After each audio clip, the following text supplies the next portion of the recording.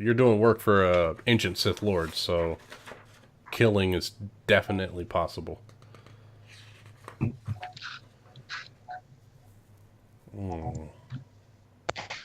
We're not working for him. We're just manipulating the system. Mm-hmm.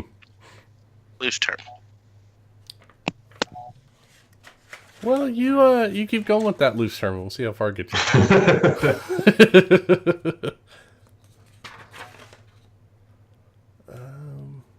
I guess I could go something smaller.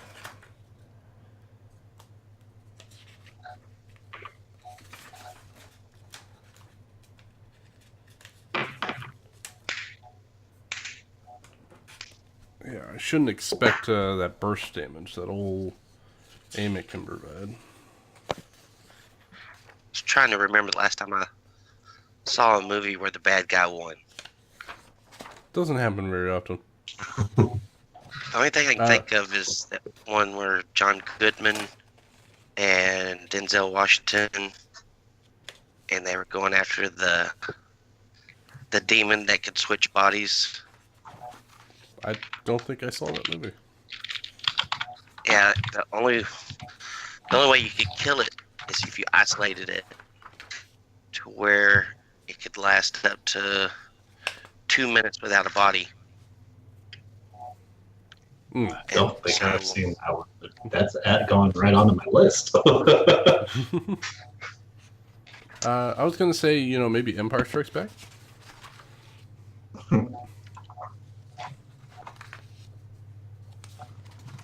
I was thinking like The Thing, because you don't really know if they killed it or not. Of course they did. Every time he would enter a body, he would sing that song. Time is on my side. Once again. Dang it. Why can't you What was that movie? It's too big. Mm-hmm. Anyway, Denzel Washington, him and John Goodman go out to the cabin. John Goodman is infected with the demon or whatever, and Denzel had to defend himself and kill John Goodman, and so he drew the demon in, and before the demon could react, he shot himself to beat the demon. Except the demon found the cat and then got the cat away and just won. Then the cat started singing. Meow in the tomb. The prequel to the Aristocats. Right.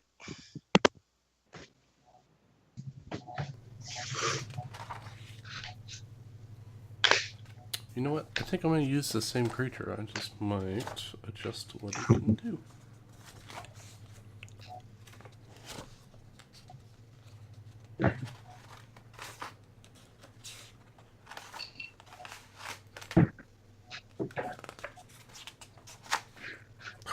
That is a creepy image. I like it. Right, I really like just finding a good image and looking for a way to incorporate it in. Like, oh, that guy's terrifying. How can I put him in? Yeah. If you want terrifying, you should look at the book in front of you.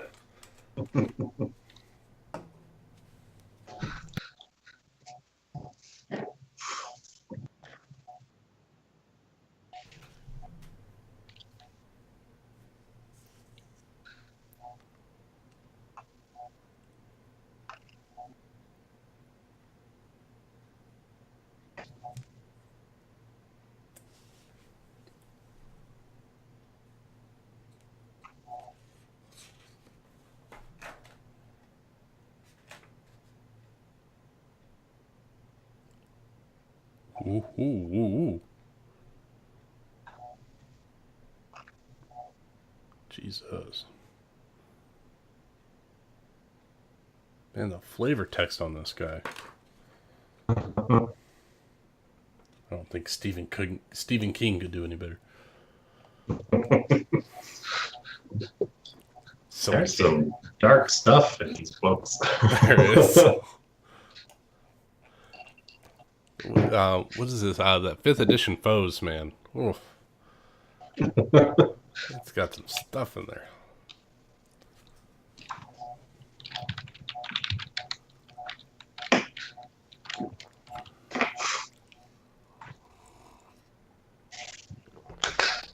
All right. Well, I'm gonna go refill my beverage. I'll be back. It's a good idea.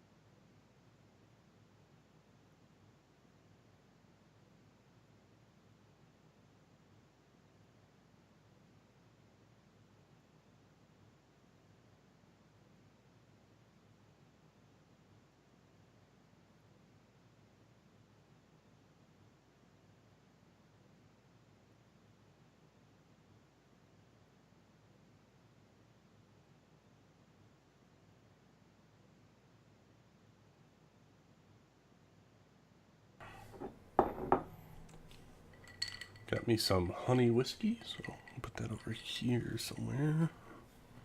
Right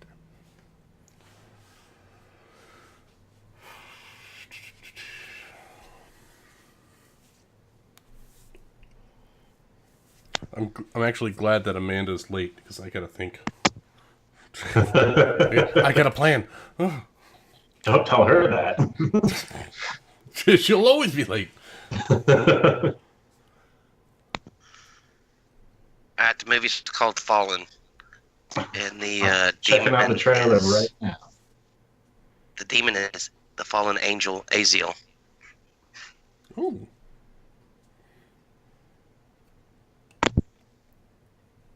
Oh, that's right. I need to open up that page. Give me up the page. And you go over there. You go over there.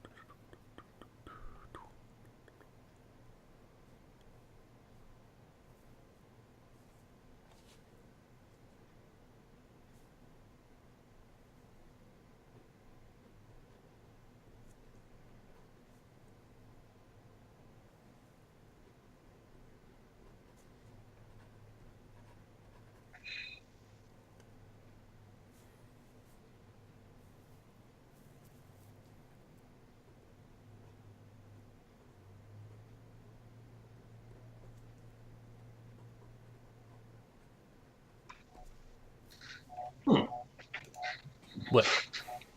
Just watch the trailer for Fallen. Oh. It's interesting.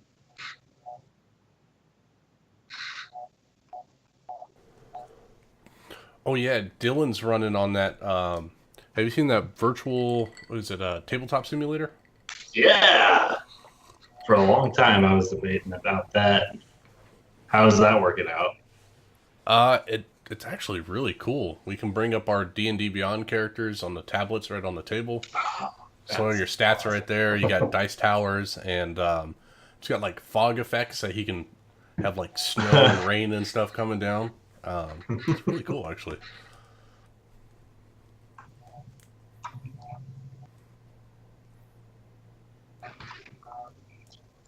How does it work? Like when one of the players flips the table, is that just like it session over, or can you like reset it? Or is Well, that one of the I think things you that can notice?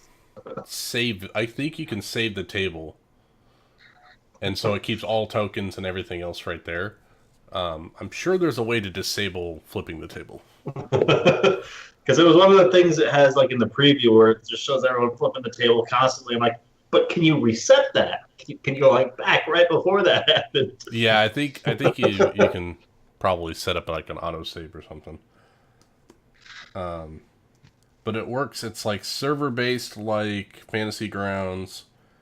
But yeah, you get 3D tokens. Some of them move, some of them don't, and all the custom maps and 3D terrain and everything. It's really cool. Cool beans. Yeah, it's on sale for $10 on Steam. Oh yeah, Yeah, I might just pick it up for the Steam sale yeah. then. Hey, I'll donate to it. You can actually buy like a 4-pack that you can like gift to friends. I don't know if that one's on sale or not, but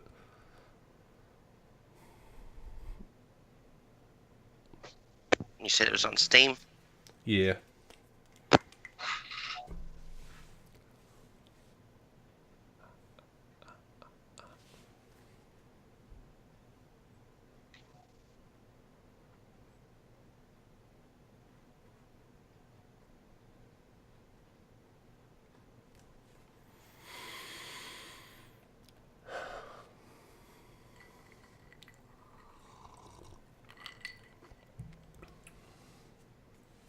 And you can obviously use it for other things other than D&D. Yeah, I'm Bring- now seeing bring all the board games different and stuff. board game sets that they got on here. Yeah, poker and all that. So it's like, oh well, we only got 3 players. I was like, oh well, let's throw in Monopoly and plays Monopoly or something. Right? That'll only take 3 hours. You ever watch Oh. Game That Game on Geek and Sundry? No, I watched. I think it's the Game group that does the like previews during Critical Role to like how to play the game. Yeah, they'll also run a full session for those board games, Yeah. so you can sit there and watch them. I wonder if you can do that on the virtual game board. Oh,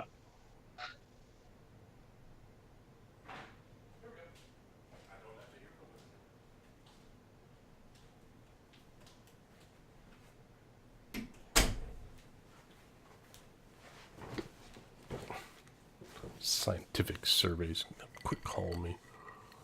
God, people.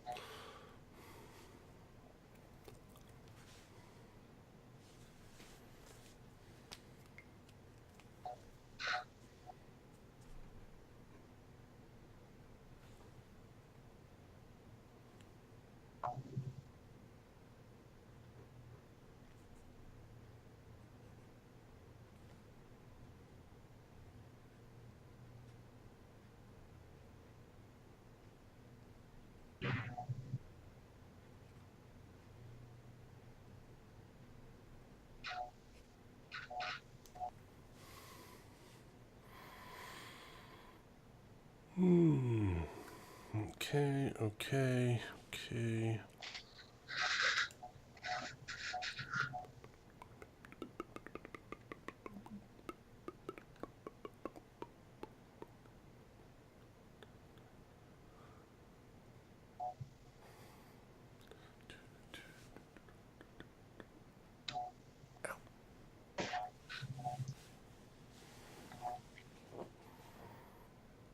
Let's see.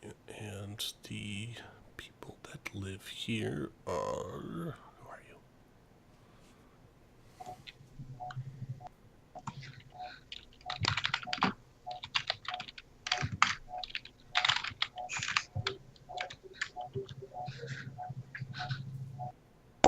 Probably just cats. Those domesticated cats everywhere. well, now that we know the secret, those cats are demons.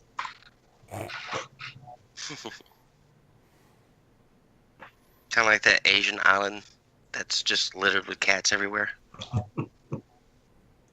hate cats. Just running around with their tails up, showing everybody their starfish. It's the worst.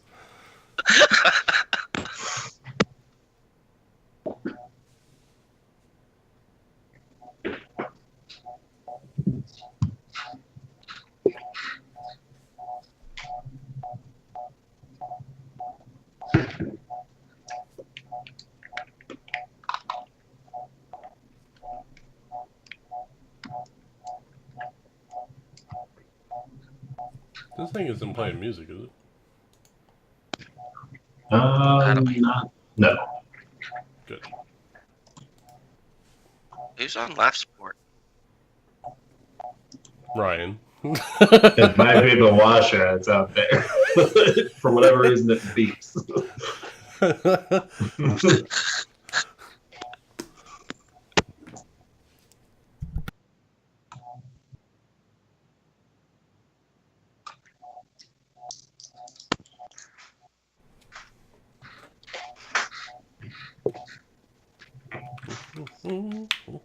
God, you sound like you're in ICU. That thing is not steady at all.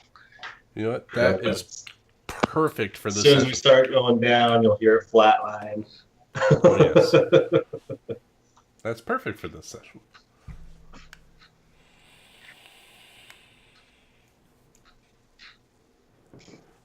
Mm-mm-mm.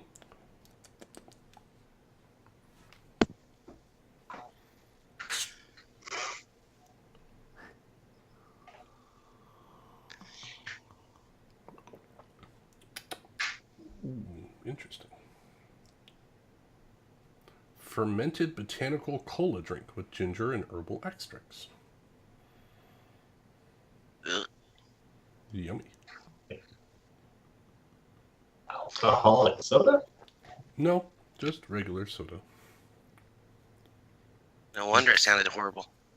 It's called Curiosity Cola from Fentimans. That's good.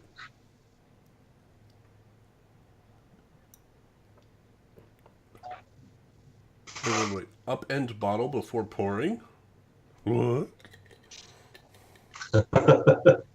Is there sediment on the bottom that I should know about? Directions. Needs directions.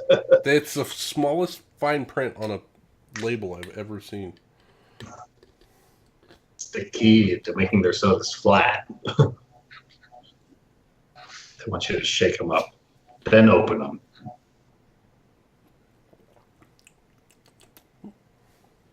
Not too bad. Alright, well, I guess we can wait a little bit longer. For the cat lady. Since we are going to Cat Planet, it's only fair. It's Anti-Cat Planet.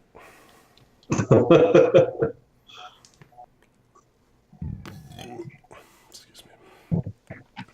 Alright, let's see. What other notes do I need?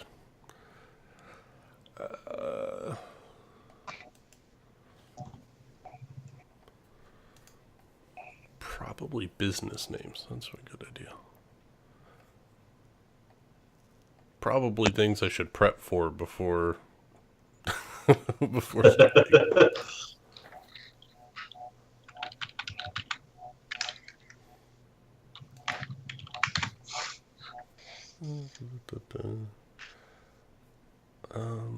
Oh, you know what? Let's go here.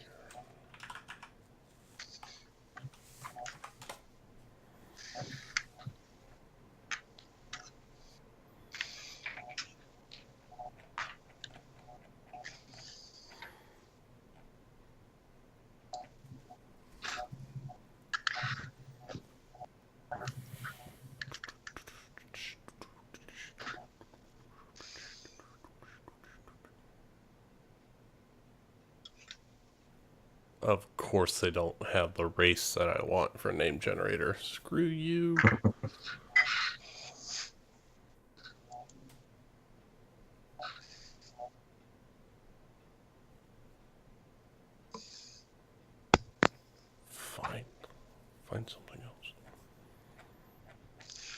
Bob Smith.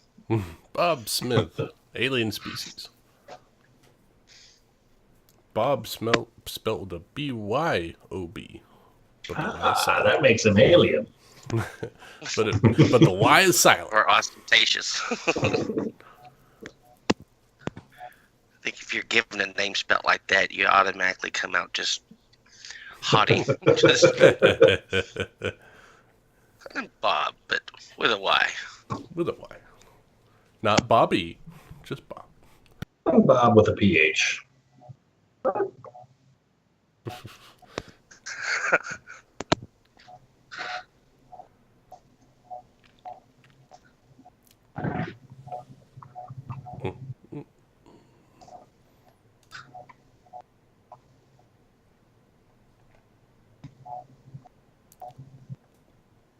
Sure, this name generator will work.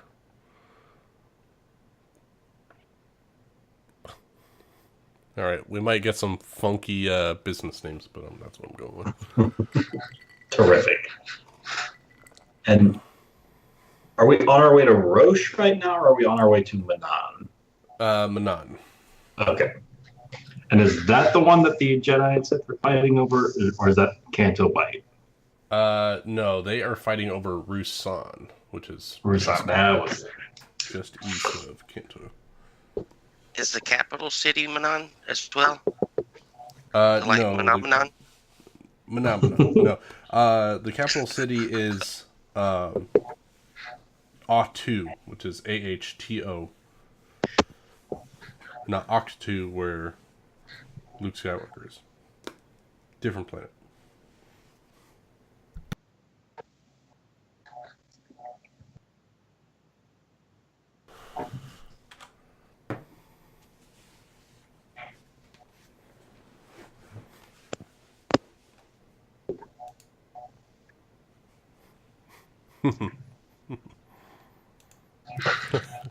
Why was that a shop name? Go back and find that one.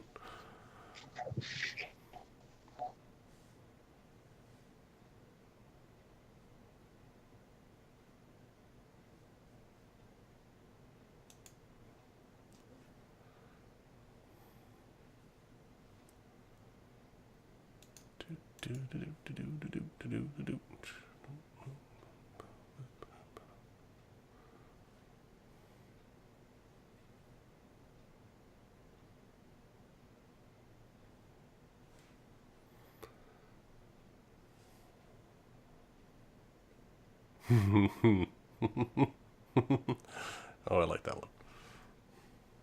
Alright, so we'll keep that one up. Got my voice thing up. Got a possible location up.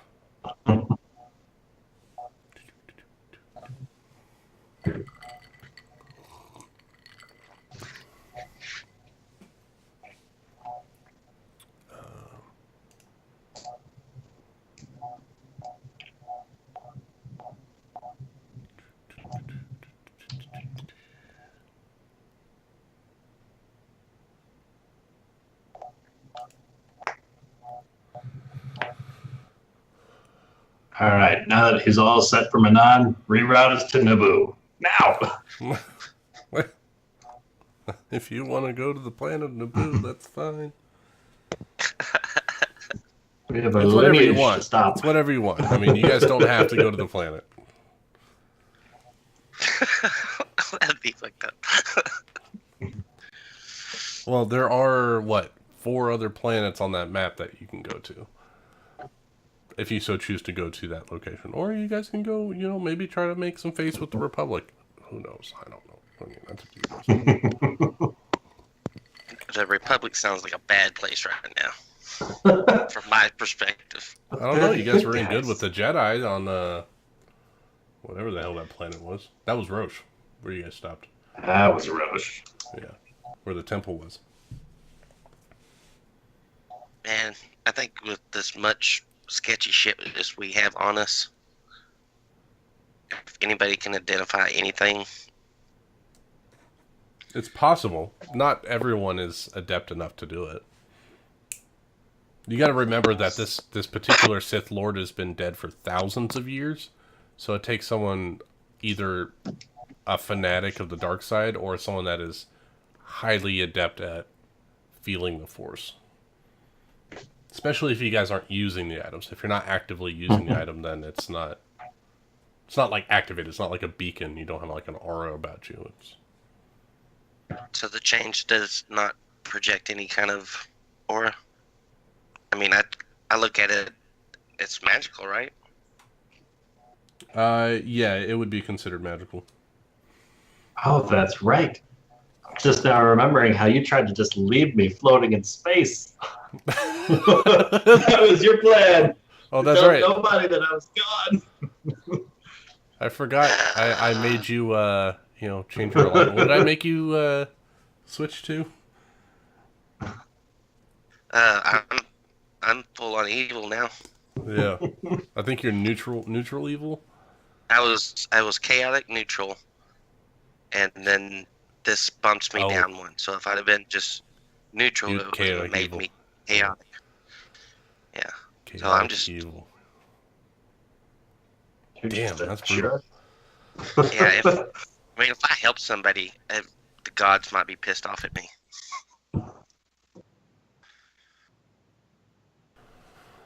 Okay, so the chains are like an all the time activation while attuned to it.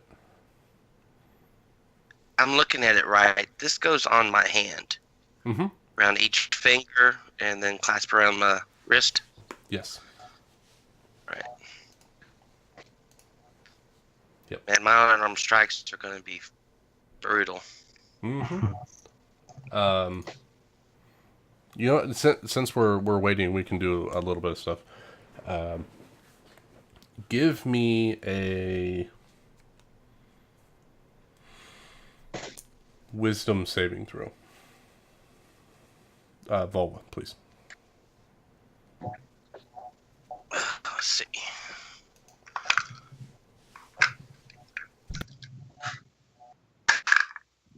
Just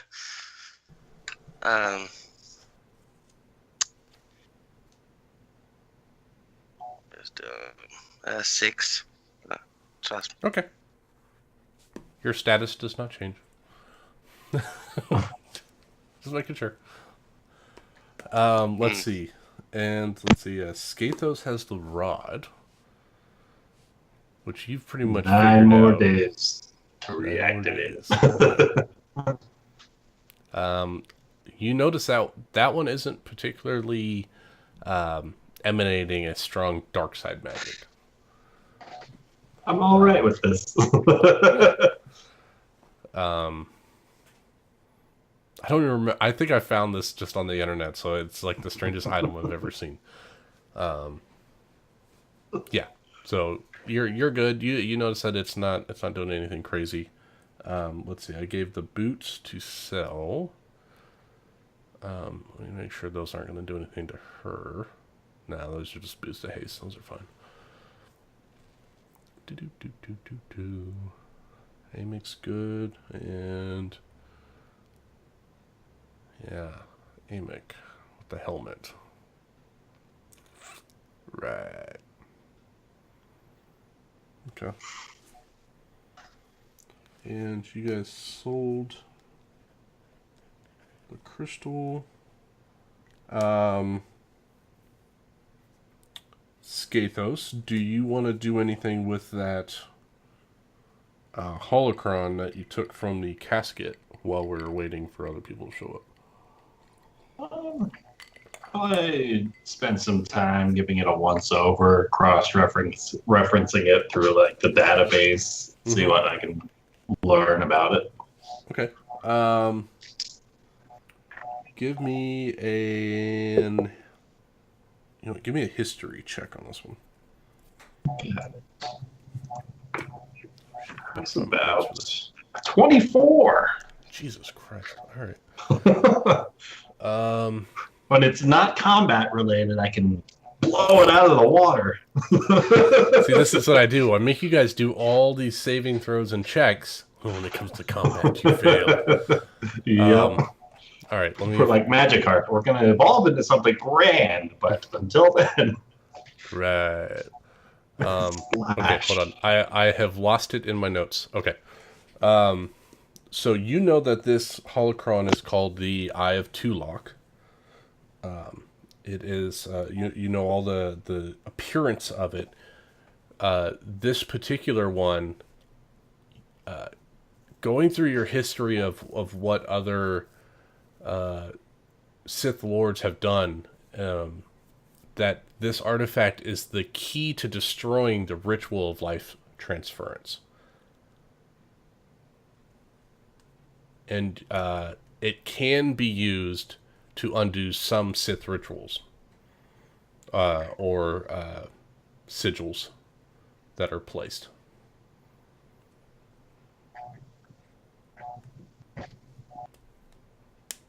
So you can assume what you would like of why he had it with his body.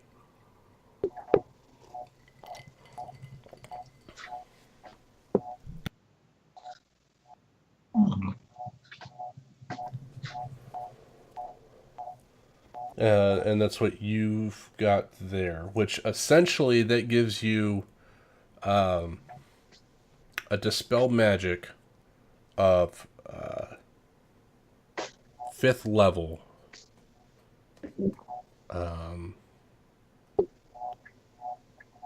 With 4 charges.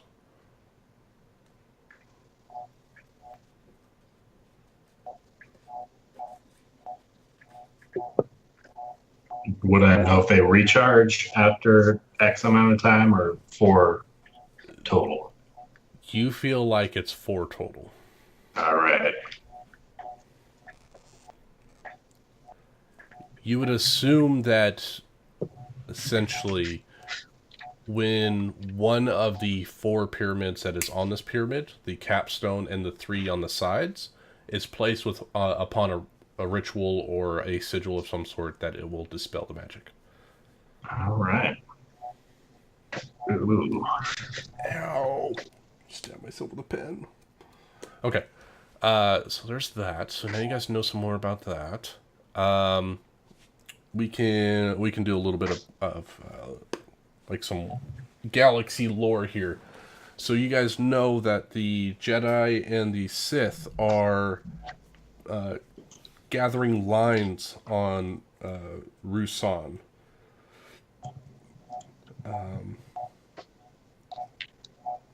Would any of you have connections with like the underground or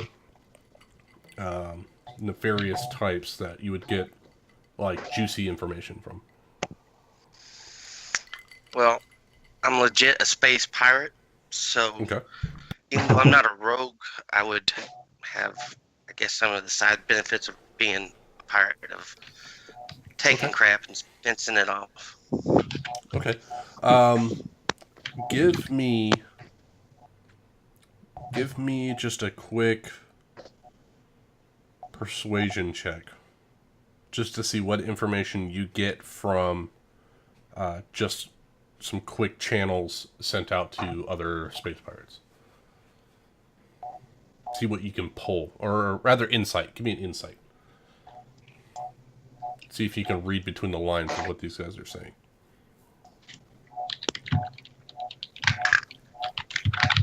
11. Okay. So what you're gathering is that they're saying a lot of things known. They're trying to hide some keywords in their coding. Things known are like,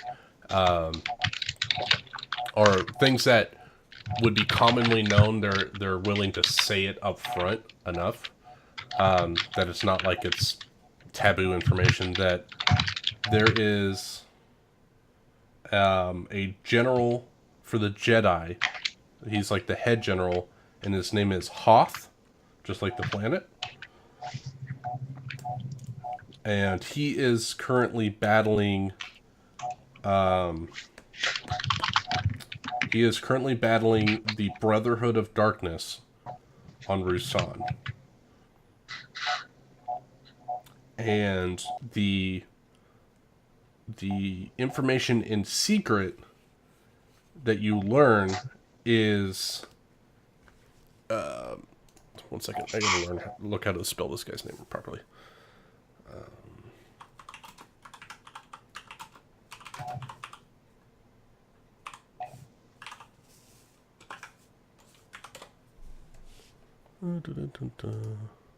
What is this guy's name?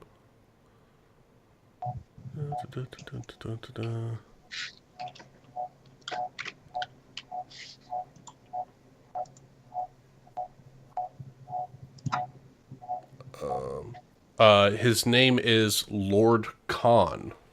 How did I forget that? Kaan. And Lord Khan is the leader of the Brotherhood of Darkness. You know that General Hoth is the leader of the Army of Light, which is the Jedi's claim to instill valor and bravery for those in the galaxy.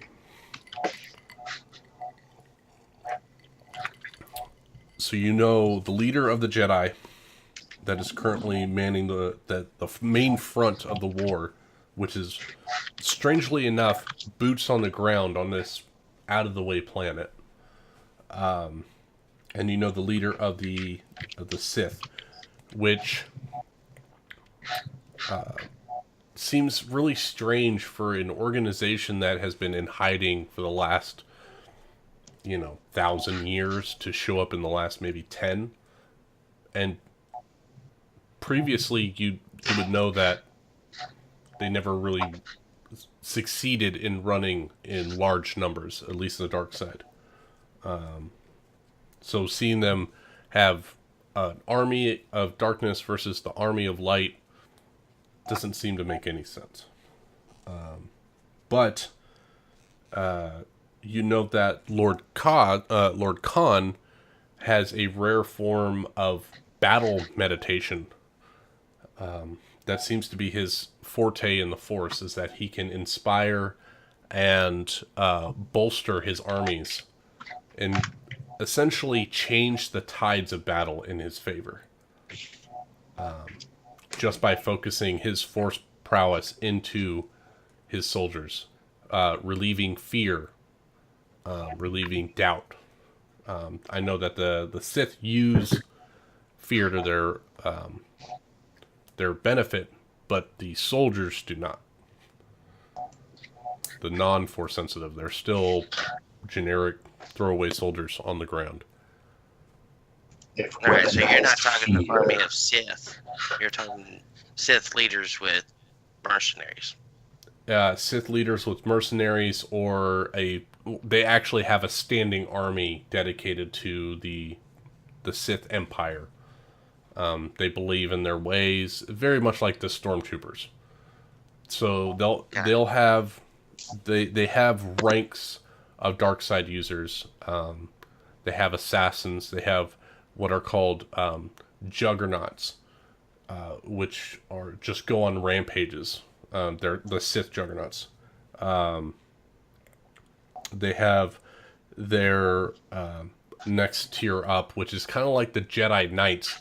And those are the Sith adepts. They are stronger in the Force. So they have all these tiers, but the bulk of their forces is just troops, non-Force sensitive troops, grunts on the ground. But they would favor a Sith master over 1,000 troops. And so they're trying to train and gather as many Sith Masters as possible to fight the Army of Light, which the Army of Light emphasizes in being in groups. The more people they have that rally to their cause, the stronger they bolster themselves.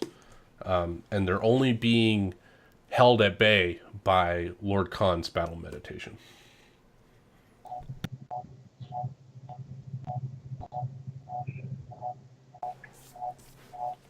If that makes any sense. So what you're saying is we'll have no problem taking them out. Well, I mean, you got to think if you have... Take out the light, right?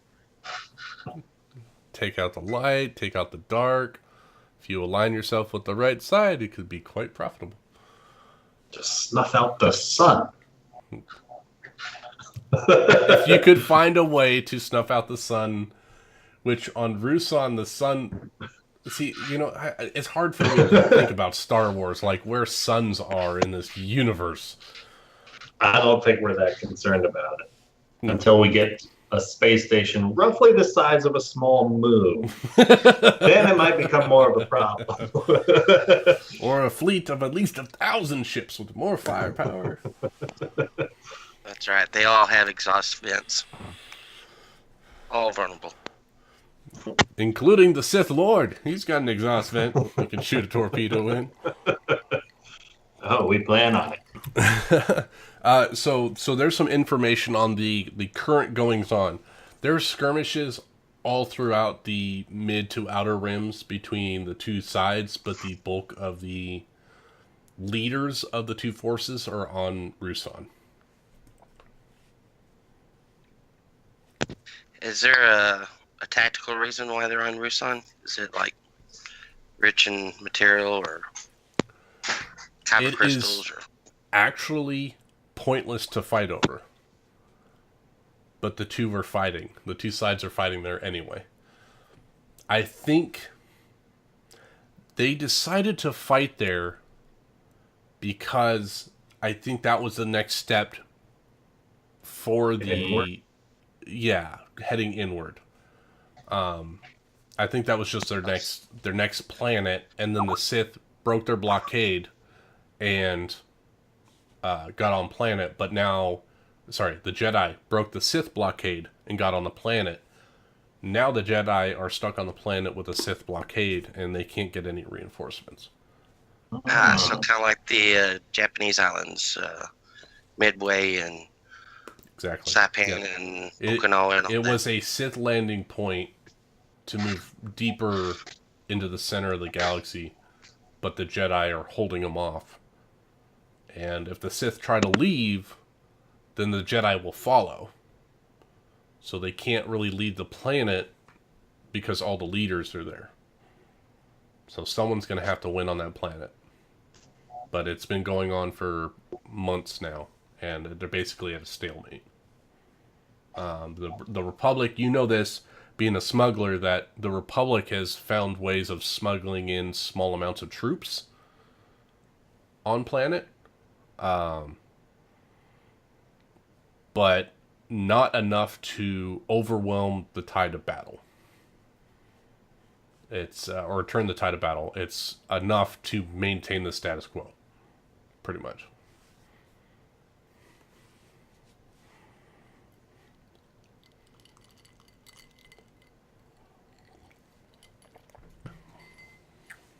So there's a little world history.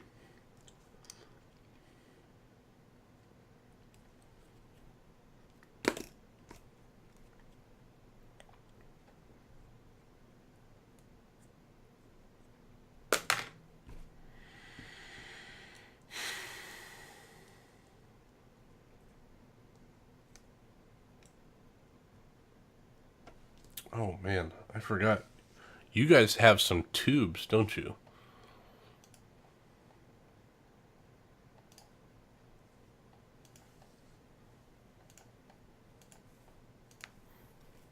Didn't you and Cell nick some tubes from that blind lady on Roche?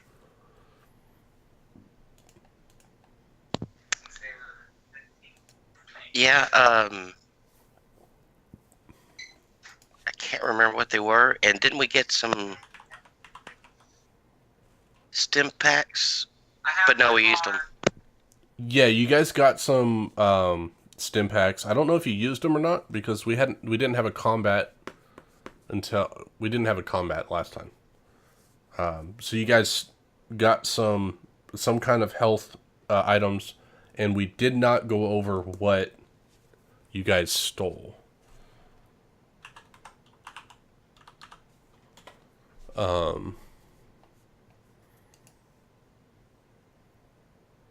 So let's see. Um.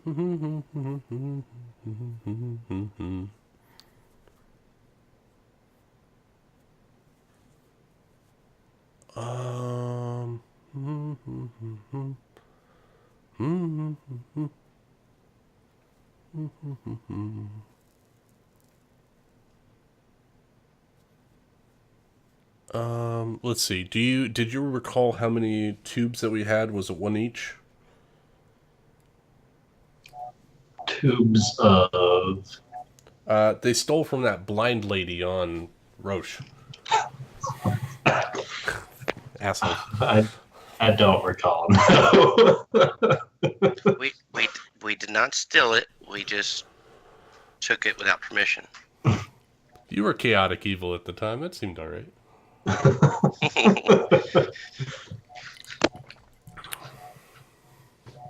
I want to say you each had one. That sounds right. I'll go with that unless Sil remembers otherwise. I have a memory of a fucking goldfish, so. And it was a month ago, so it's not easy to remember minute details. All right. You know what? I'm gonna pull up a random generator here. I'm gonna have you roll a die, and we'll see what the hell it is. There we go. Because this is too much for me to think about. Alright, so let's go here, and let's go here, and... Alright, sure. Give me a D100. If you would. Come on, boy. That is going to be the first time I've ever rolled a D100, so let me just use the automatic one.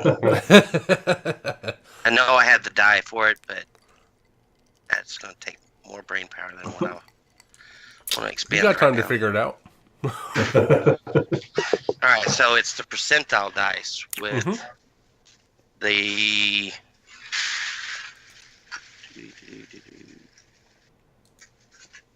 The 1d10, right? Yep.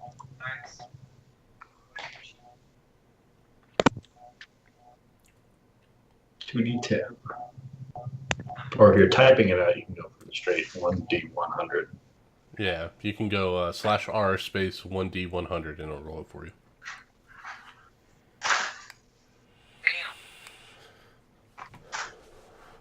Or you can roll 2d10, one with the double zeros on it, and we can figure out what's going on. 78. All right. 78. Good. All right. Wow, God, you make me scroll all the way down here.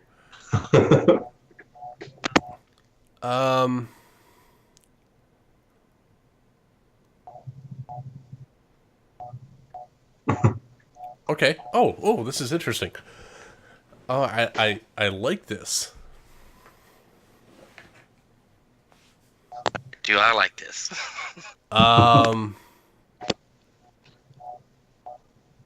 Yeah. This works out really well for yours. How would you like to investigate this tube?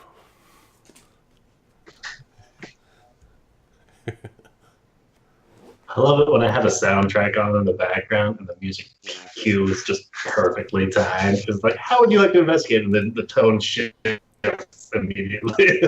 Wait, is there music actually playing? No, not on. I got the Halo soundtrack playing right now. Oh.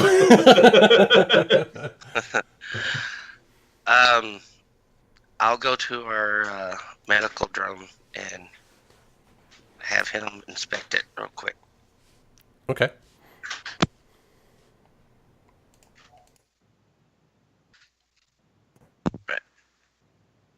What can I do for you, Vola?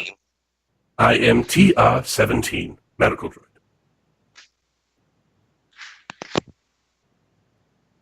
Voices. All I right, love them. TR-17. Inspect this for lethality.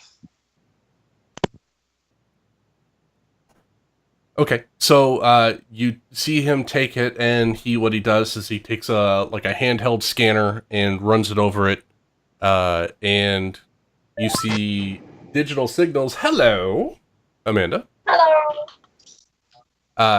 So we're just doing some like history / housekeeping items for waiting for you. So. Oh, I'm so sorry. Oh, you're fine. It's stuff that needed to be done anyway. So just so you know, Vol was inspecting his tube that he stole from the old lady on Roche. The blind old lady. A blind old lady. And I think you have one of those as well.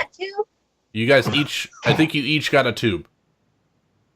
And so he's looking over it, and you kind of see his eyes flicker as the data computes. I believe that this device is not harmful.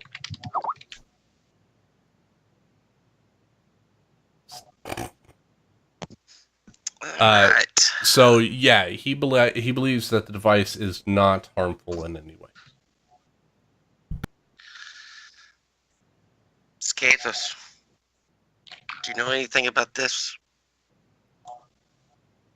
Scathus Haven't is even just opened gonna it yet. shoot you a look and then turn back around to fiddle with whatever he was working on. God dang it. You're evil too, by the way. Do you really want everyone to know what you're working on? He doesn't know what I'm working on. That's all. No. important. Volwa. Ah. Volwa's evil. Do you really want yeah. to announce what you're looking at? God. You haven't opened it Right. yet. You know what? It'll really suck if I had to roll another character. Because, You know that it's not a harmful device. yeah, but it could make me stupid or have two characters that are just fucking unusable. I'm telling you, you know it's not a harmful device. That's what not harmful means. Okay. But I'm glad to know that you're now just instilled with this fear. Yes, Dude, man. it's I working. was so invested in him, and to have him just sit on the sideline. So, This is being brutal. a chaotic evil character, would you open Yeah, the tube and chaotic, see if I there's pop it more open and- power within? Yeah, I pop it open and Okay. what the hell? I sniff it. All right. So what you find is an ancient timekeeping device. At least that's what it appears to be. However, the device is not synchronized with any known system's timekeeping logs. It must be counting up to or down to something else. And that is the information you find. You open the tube, and out slides an archaic analog clock. Just ticking. And you don't know if it's counting up or counting down to something. But it's still running, and it is very old. Okay, is it a leather band or a metal band? You know, I don't want it to. It is Clash with what I got on. it is not a watch. It is a square box with 4 cages that go up to the center, and a dial in the center, with 2 armatures that spin, similar to a clock or a watch, but it is strangely enough, when it came out of the tube, it grew a little bit because the tube was small. It was maybe a 2-inch diameter tube, and this thing's about 3 or 4 inches across, All right, so in like a coaster, mind's- coaster size. yeah, my mind's eye is like thinking of Captain Jack's broken compass. But it's not pointing to a direction. It is pointing to a time in space. So that's what you find out. Cell! Hi. I'm back. You're back. So, nothing adversely happened to you while you were gone. Well, that's good. And, would you like to inspect your tube that you stole from a Yes. blind old lady, nice old lady, who provided you with healing bits? I did not steal them. They gave them to me when I gave them this burnt stick. I broke my pen. All right. All right. Would you like to inspect this? Yes, I have 2 of them. Oh, I see. I knew she had two. All right, give me give me an investigation check for both. Oh, baby, it's okay. Okay, 15. You take a look around. You kind of give a slight twist on each end, putting it up to your ear, seeing if you hear a spring or a coil or a wire snapping or twisting.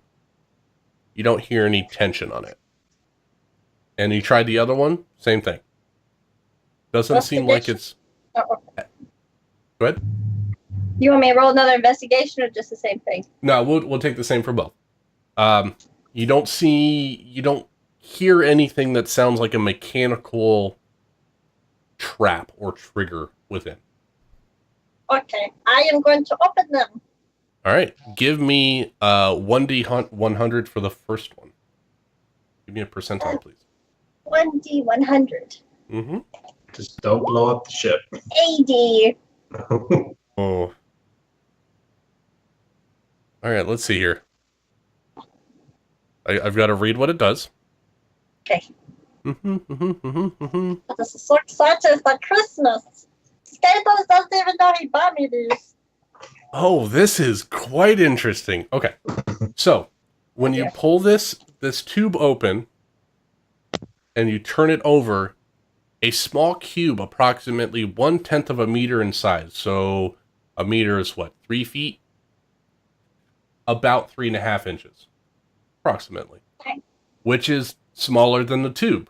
Strangely enough. Same thing happened to Volwood, but you weren't there. You didn't see it. Alright, so a very small cube comes out. It has numerous flashing lights on the exterior. It appears to be internally powered. There are no markings on the exterior of the item. The lights appear to be responding in a way that is sending a message or attempting to communicate. It has life. It's my friend.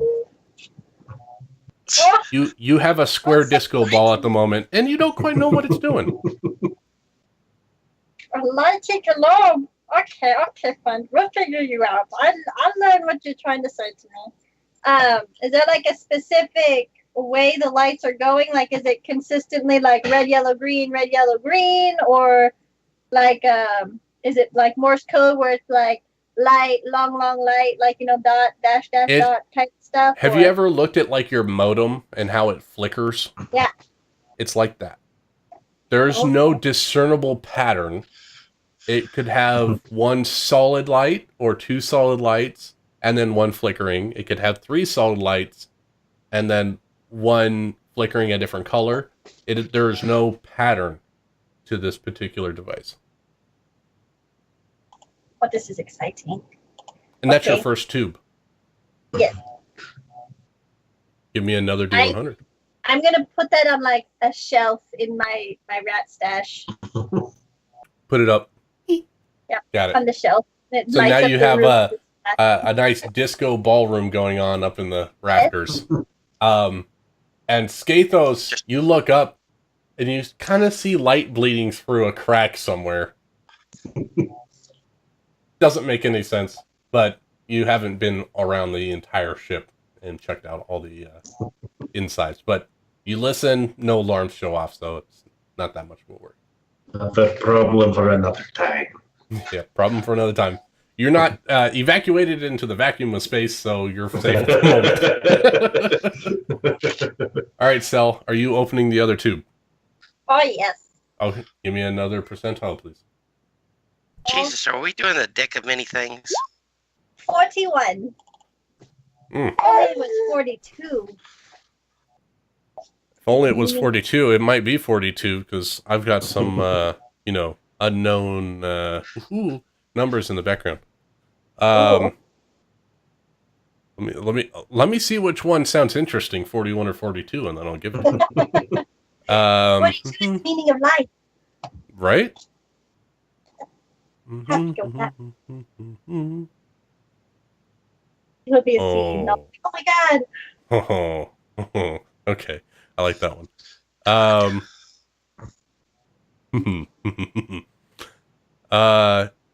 Yes. Okay. Brilliant. All right.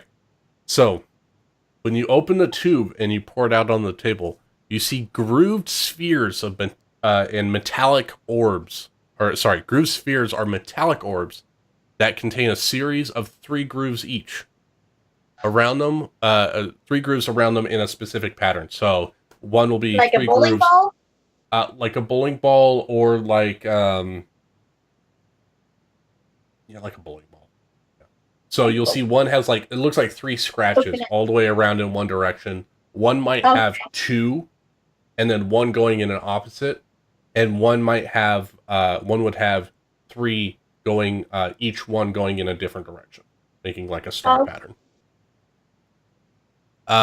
These orbs were famous for bad luck that would befall those who were around them. In ancient times, they were used to cast hexes on enemies by hiding them in their homes. You have currently unleashed 3 hexes upon your ship that you don't know what they do. Oh my God. This explains so much. Oh, I'm going to give you guys some more random shit to open because this is great. Oh my God. That's perfect for Cell to have. She already had that ability. All right, sorry, I had to get the echo on there. Maniacal laughter needs an echo. Oh, he didn't like that. You scared the baby. I'm sorry. All right, so that's what you guys found, and your navigator was sending you to Mana, because you all had agreed on that. But your pilot can take you wherever you want if you guys choose to go somewhere different. Let's not forget, last session, at the end of the session, you heard a voice in all your minds, and Skathos blamed Cell for it, that the holocrons were the key to defeating Tulak Horde.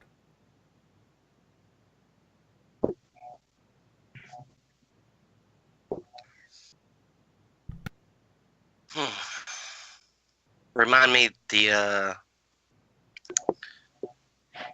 what was our choice for going Phenomenon? It was the closest planet that first. was on Cell's map. And we're going to the water temple there. Yeah. And Skathos received a vision of a temple of coral beneath the sea, which you guys would associate with Manon.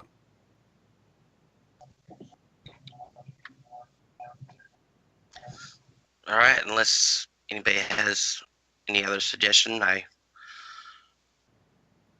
take the route that Namek gave me and engage. Yeah, so just so you guys know, at this point, you guys are not actually tied down to anything. There is nothing that you have to do. I can tell you right now, there is no clock. Well, sorry. Volva has a clock, but you don't know what it's for. So there is nothing... Yeah, you don't know what it means yet, but there's nothing that is forcing you to go to this planet. You guys just found a map, and there was a planet's name on there. So if you guys want to do something else, you can. I know that I want to go around, because, my little hamster hole is a circle that loops around the ship. Mm-hmm. And on 3 different points, I want to hang these pretty orbs I found. Oh, God. Right, because like, you don't know what they do. Like the north, like in a triangle, like one towards the north and east and west or whatever. Triangle. Right, hold on. I'm going to throw you guys on the ship map here for a second. I want you to draw a nice little circle here. Oh, I switched myself and not you guys. I want you to put a circle where you're putting those, because this could be important. Depending on where you put your 3 new little ornaments. Where's the ejection pod? Down there to the left. Above here. How do I draw it? You go to the little paintbrush looking thing, and you go to draw shape, and you can hold the Alt key to make a circle. Alt. One here. One here. And one here. I don't see the third one. Oh, there it is. Okay. All right. Beautiful. Kind of goes around my loop perfectly. Can you click on those and fill those in with the same color? Can I click on those and fill them with the same color? I can. I'll do it. I got it. I didn't make that one very pretty. My OCD would kill me. I think I can click on. Give me the click.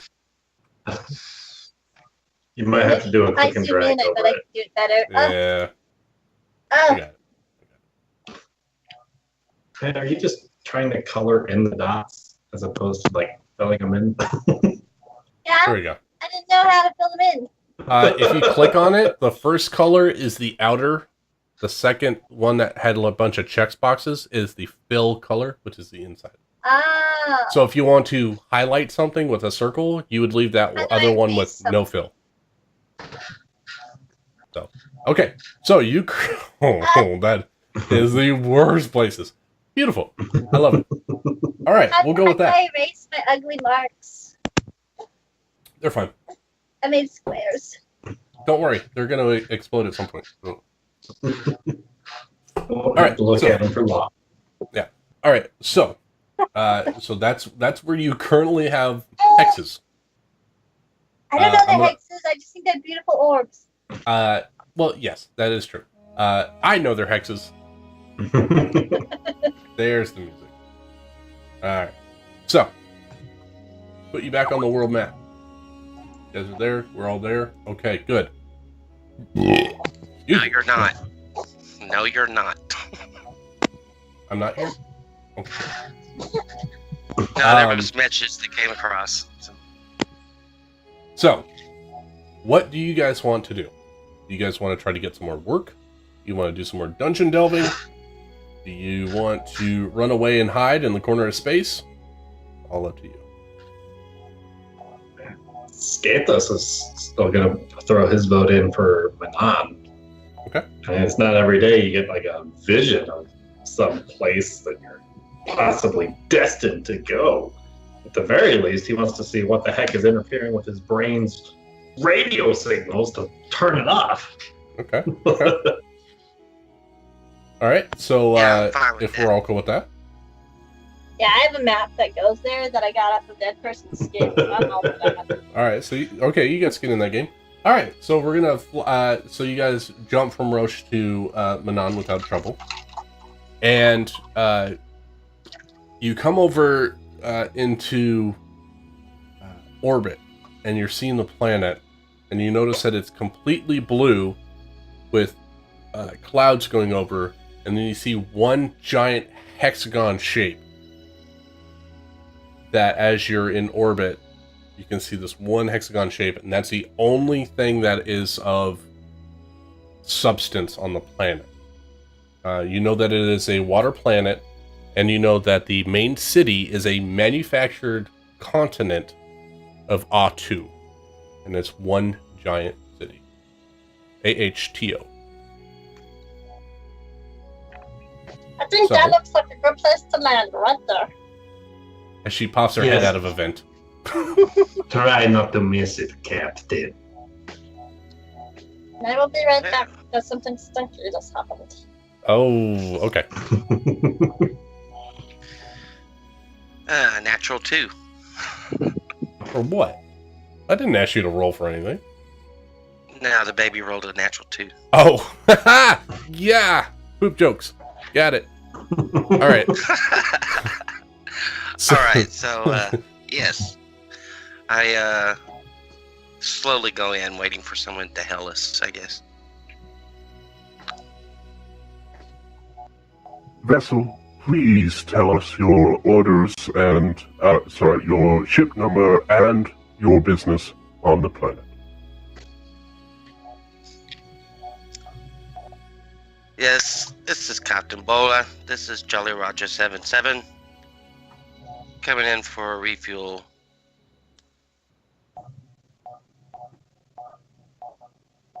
Understood. Know that any hostile activities on the planet will be met with immediate death. Please land on docking bay 37. Understood. Proceeding. Okay. So you fly down. You find your hailing beacon for docking bay 37 coming, and you land. As you land, you look out the cockpit window, and what you see is ocean for miles and miles and miles. Waves coming up, splashing up over the side. Even though this continent is built above the surface of the water is strong enough to still splash upon the Duracrete that you see making this platform. You also see your standard working dock, bunch of lifts, bunch of boxes, but you don't see any robots on this planet. What you do see is a race of people that have blue and white skin that almost looks like a tide pool, slowly rippling water, and they look like stingrays. So their faces are very long, and they have two tentacles that drip down on either side of their mouth. But they are bipedal. They have 2 legs, 2 arms, so they look like humanoids, but they have a stingray face. Very big, long, down-curved mouth. And you see them walking around. And that's about what you get from here. You do get some more cityscape around the outside. But like most this particular planet, you don't, which is strange because it's a water planet. You don't see any rust on any of the buildings. Everything's clean. Everything is still the gray of Duracrete without any seeming rusting or decay. It's a gleaming planet, which is strange. What do you think does all that cleaning if they don't have any droids? That's so weird. Yes. This could be a bit of a problem. I trust circuitry more than I do flesh and blood. Yeah, because we can program it and tell it what to think. That makes it so much more reliable. Precisely. Amick, would you mind waiting on board? I don't believe the presence of a Mandalorian could help our process. At the very least, it could draw more attention than we need. And as I said, I would rather droids work on the ship, and I'd rather these beings be supervised. Understood. I'll stay here. But we can bring TR-17 just in case, someone tries to kill me. He's a really good friend with that. Alright, 1 second. Uh-oh.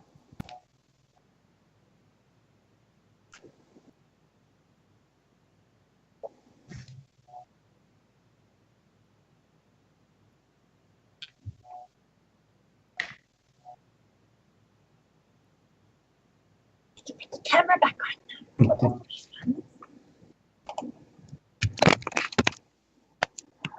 There you are! Yay! You see? Alright, so just to refresh everyone's memory, I believe that it might be best if we were to seek out someone who's capable of navigating these waters, if not one who could point us in the direction of this location that we're searching for. It's a big planet, a whole lot of water, and I would rather not do days upon weeks of searching myself. And we're looking for something deep below the surface. So we'll need someone to tell us where this temple is. And Wouldn't the perhaps water temple be above the surface so people can go there and worship? Doesn't that make more sense? definitely below the surface of the water. Hence, water temple and not temple water. I can't swim, so there's that. Well, then perhaps we should also look to acquire some sort of gear or equipment They to should make have you something, more because it is a water planet. capable. Because I don't know about you, but I don't believe Vol will be more capable of inhaling underneath the surface of the water either. Boba, can you breathe water? No, still, no, I can't breathe Yeah. water. You got the rest, Gatos. You can't breathe water. Yeah, Besides, I believe we could probably find a water taxi of some sorts. perhaps some flippers for you. Oh, flippers sound fun. They make you go super fast. Especially yellow. I hear that they avoid sharks. Yellow really brings out my eyes. So yeah, I like that.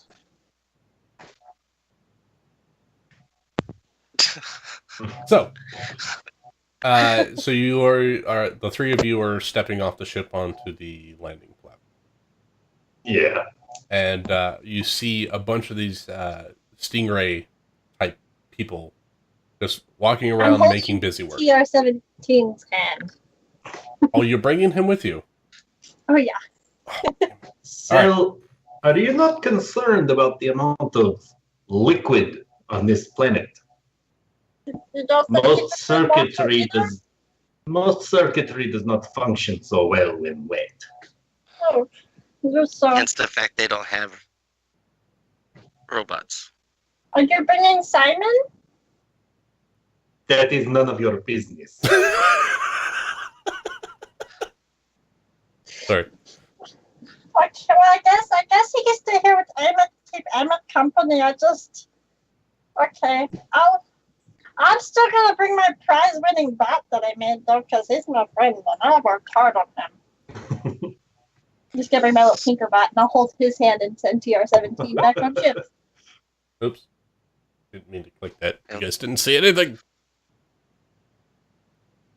And Val will tell Amick not to refuel until I find out what it cost. Do you wanna do that before you leave, or when you first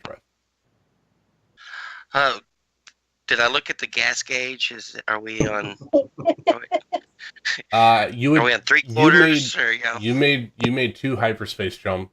You definitely need to refuel if you want to jump again.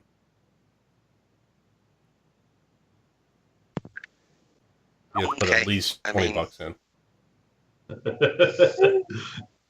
Sure. Well, at least put enough for a jump for worst case scenario, and then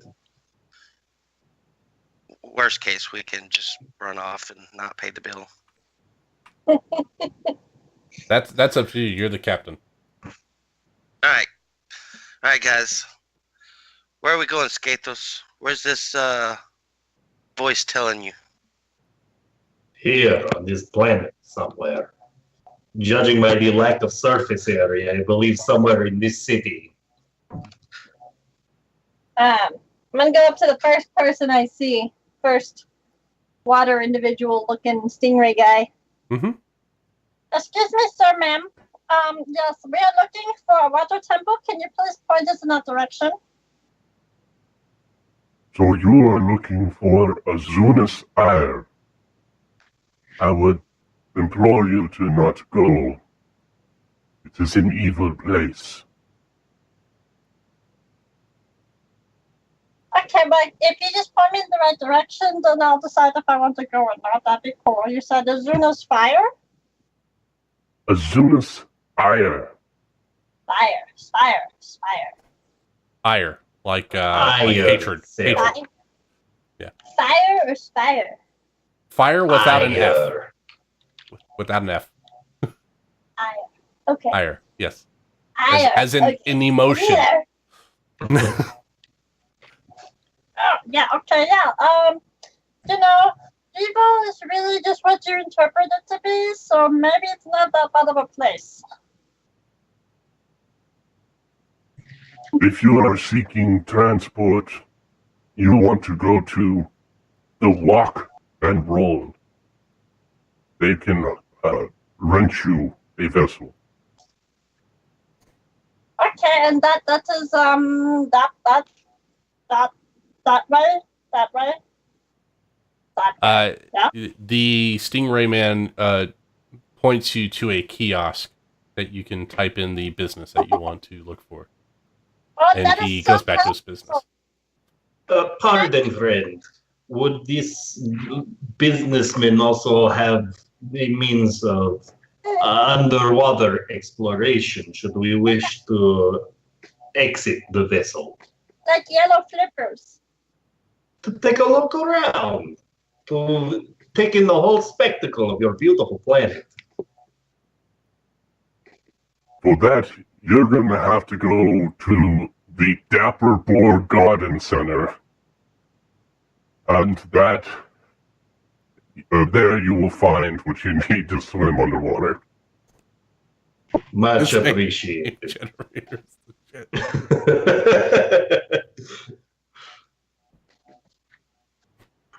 Yeah, so so you have two names that you can go to the kiosk and type in, so that way you can download it onto like a personal data pad, and it'll give you like a little Garmin direction to where you need to go.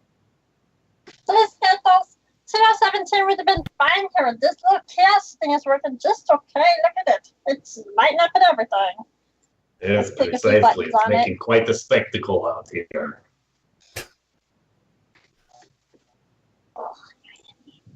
Okay. So you can walk up to the kiosk if you want, or you can just walk into the city through the gates if you want.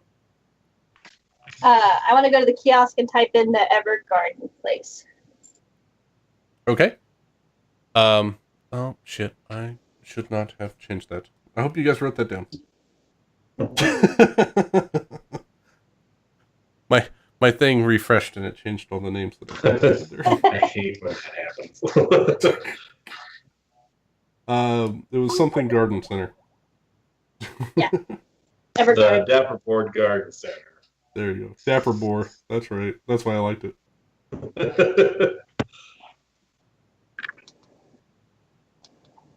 Yeah, so you type that in, and it gives you a data chip to pull out that you can input into any personal data pad that will give you directions. It gives you toys when you type stuff in.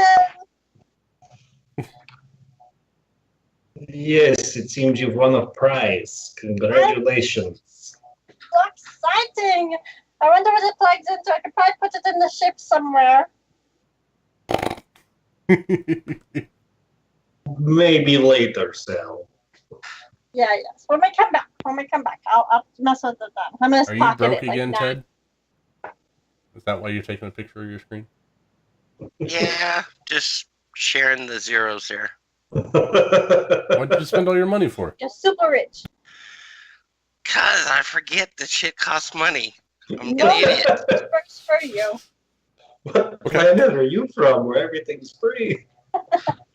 Russia? Is this not a Russian planet? Dang it. You want to support people. Is this not a communist facility? The Blue Do they Man have rental bikes we can paddle underwater with? Swan boats. Damn it. Sell, start taking apart the ship. We need to buy some. Oh, it's pretty much Just like- kidding. Don't encourage her to do that. Already in Okay. my screwdriver out. Just kidding. So Cell currently has directions to the Dapper Boar Garden Center. Fuck it. Does anyone want to grab directions to the next location, or shall we go into town? This is like a mall, so you're every 3 or 4 buildings. There's a kiosk to get directions. Oh, on then where I'll you need wait. to go. Otherwise, Seeing the her, directions will be wrong.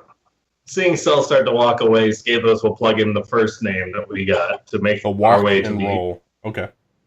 walk and roll. Yeah. So you get a data chip out, and it tells you the Garmin directions. Where that's at.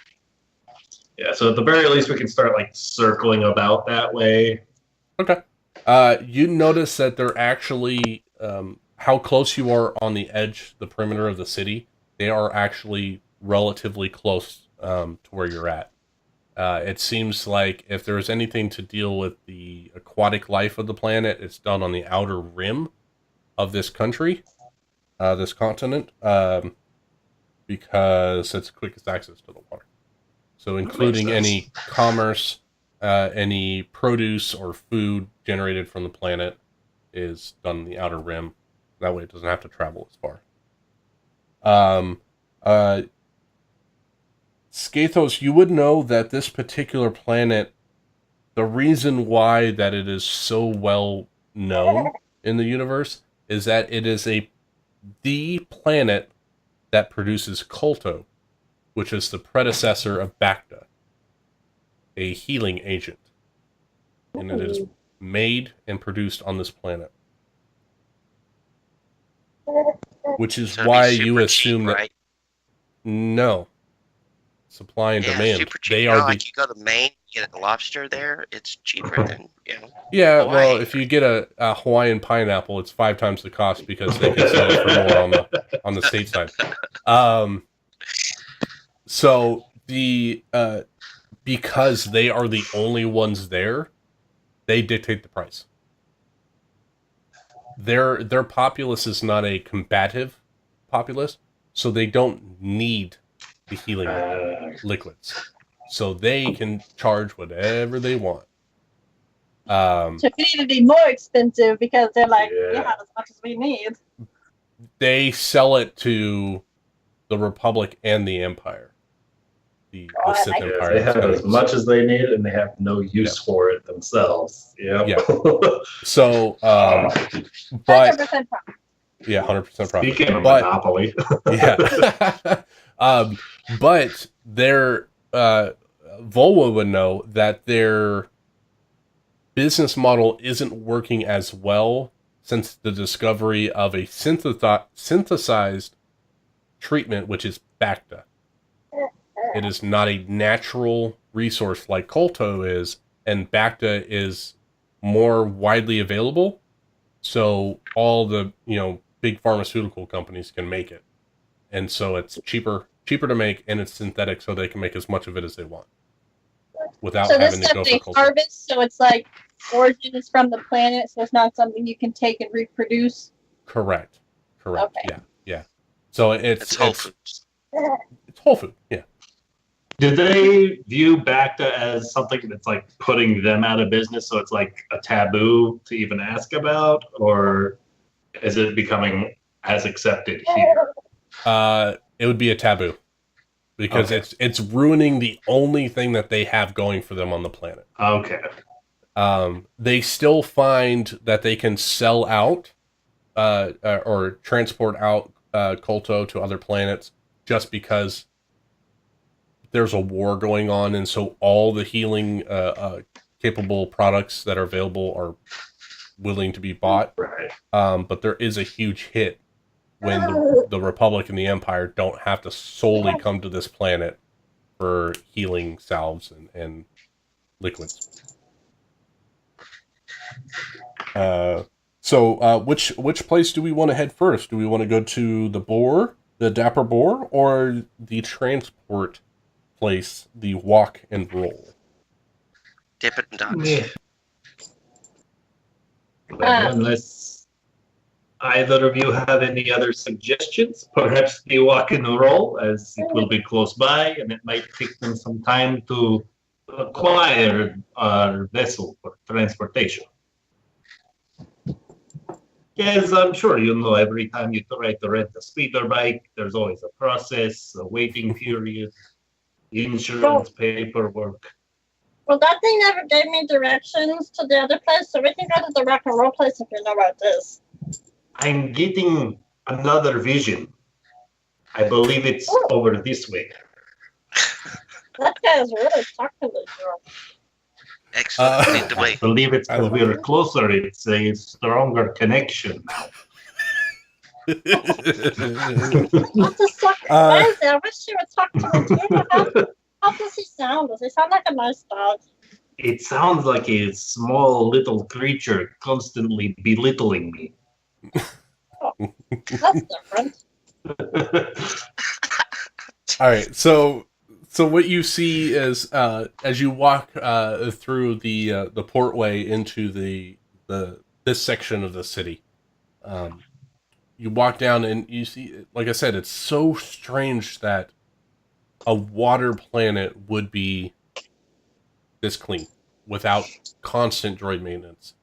But when you stepped off and you're walking further into the city, you're noticing that you don't smell the salt. Freshwater planet. You think that, yeah, you think this planet, at the very least, is not a saltwater planet. So as you're walking down, there's no corrosion on even the streets. It seems like everything. Go ahead. Are we like close to the water, or like are we in like the center of town? Like, can I reach the water from where we are? So when you landed, essentially the outer perimeter, basically they don't let anybody land directly in the city. You land on the outside of this continent. It's actually a city, but it's large enough to be a continent because it takes up so much of the planet. So when you land on the outside of the city, that's where all the ports are. So technically, I don't think you could actually touch the water. You could wait for a spray to come up and hit you. Kind of like a boat dock type thing. Essentially, judging by the way that this structure was when you came in and landed, you think that the vehicles that they use can jump into the water. They don't float directly into the water like a boat. They're almost like a diver, where they would come up to a platform, and then they would leap off the platform into the water.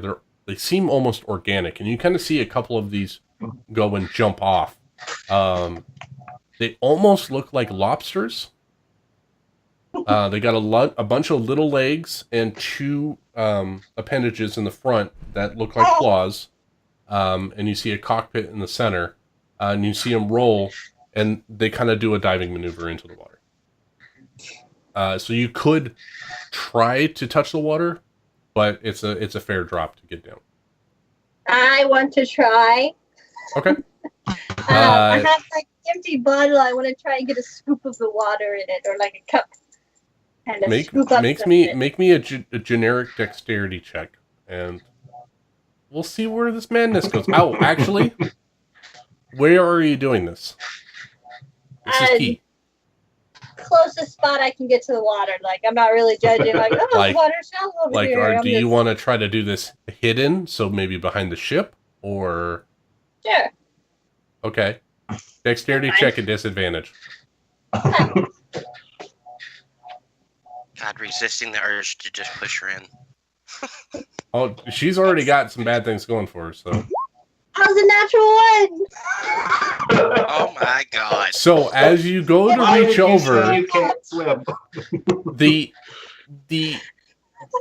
the dexterity that you've seen from Cell before, where she could literally hang upside down and still do things, slips on an innocuous puddle and begins to fall off the platform into the giant ocean below.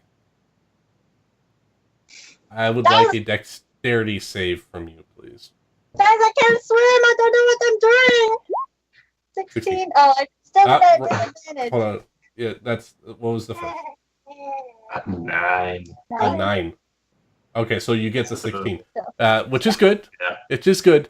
So you slip and fall over the railing, but for some reason, your new boots grab a railing that is on the underside, which you would think might be there to moor one of these lobster vegetables. Lobster vessels that is used for diving on the exterior. So there's like an upper railing and a lower railing, and your feet catch the lower railing as your head dunks into the water. Guys, there's water. Can I taste it? Does it taste like fresh water? It tastes like a mojito. So it has a burning sensation, not similar to salt water, but similar to hard liquor, as well as a minty refreshness as you swallow it. It's awfully yummy. It's awfully delicious, yummy. Guys, help. I can't. Oh no, Marcel. All right. What Oh, else no. shall we We'll do go. without her? Oh my goodness. If only we had some means of rescuing her. Perhaps a moment of silence for our best friend before we move on with the necessary appointments we have to keep. She will forever be within our hearts. Okay, come, Boba. We have much to do. Can I use my Tinkerbot to try and? Try to assist your climb? Certainly. Yeah. Give me an athletics check to climb back up. With advantage. Athletics with advantage.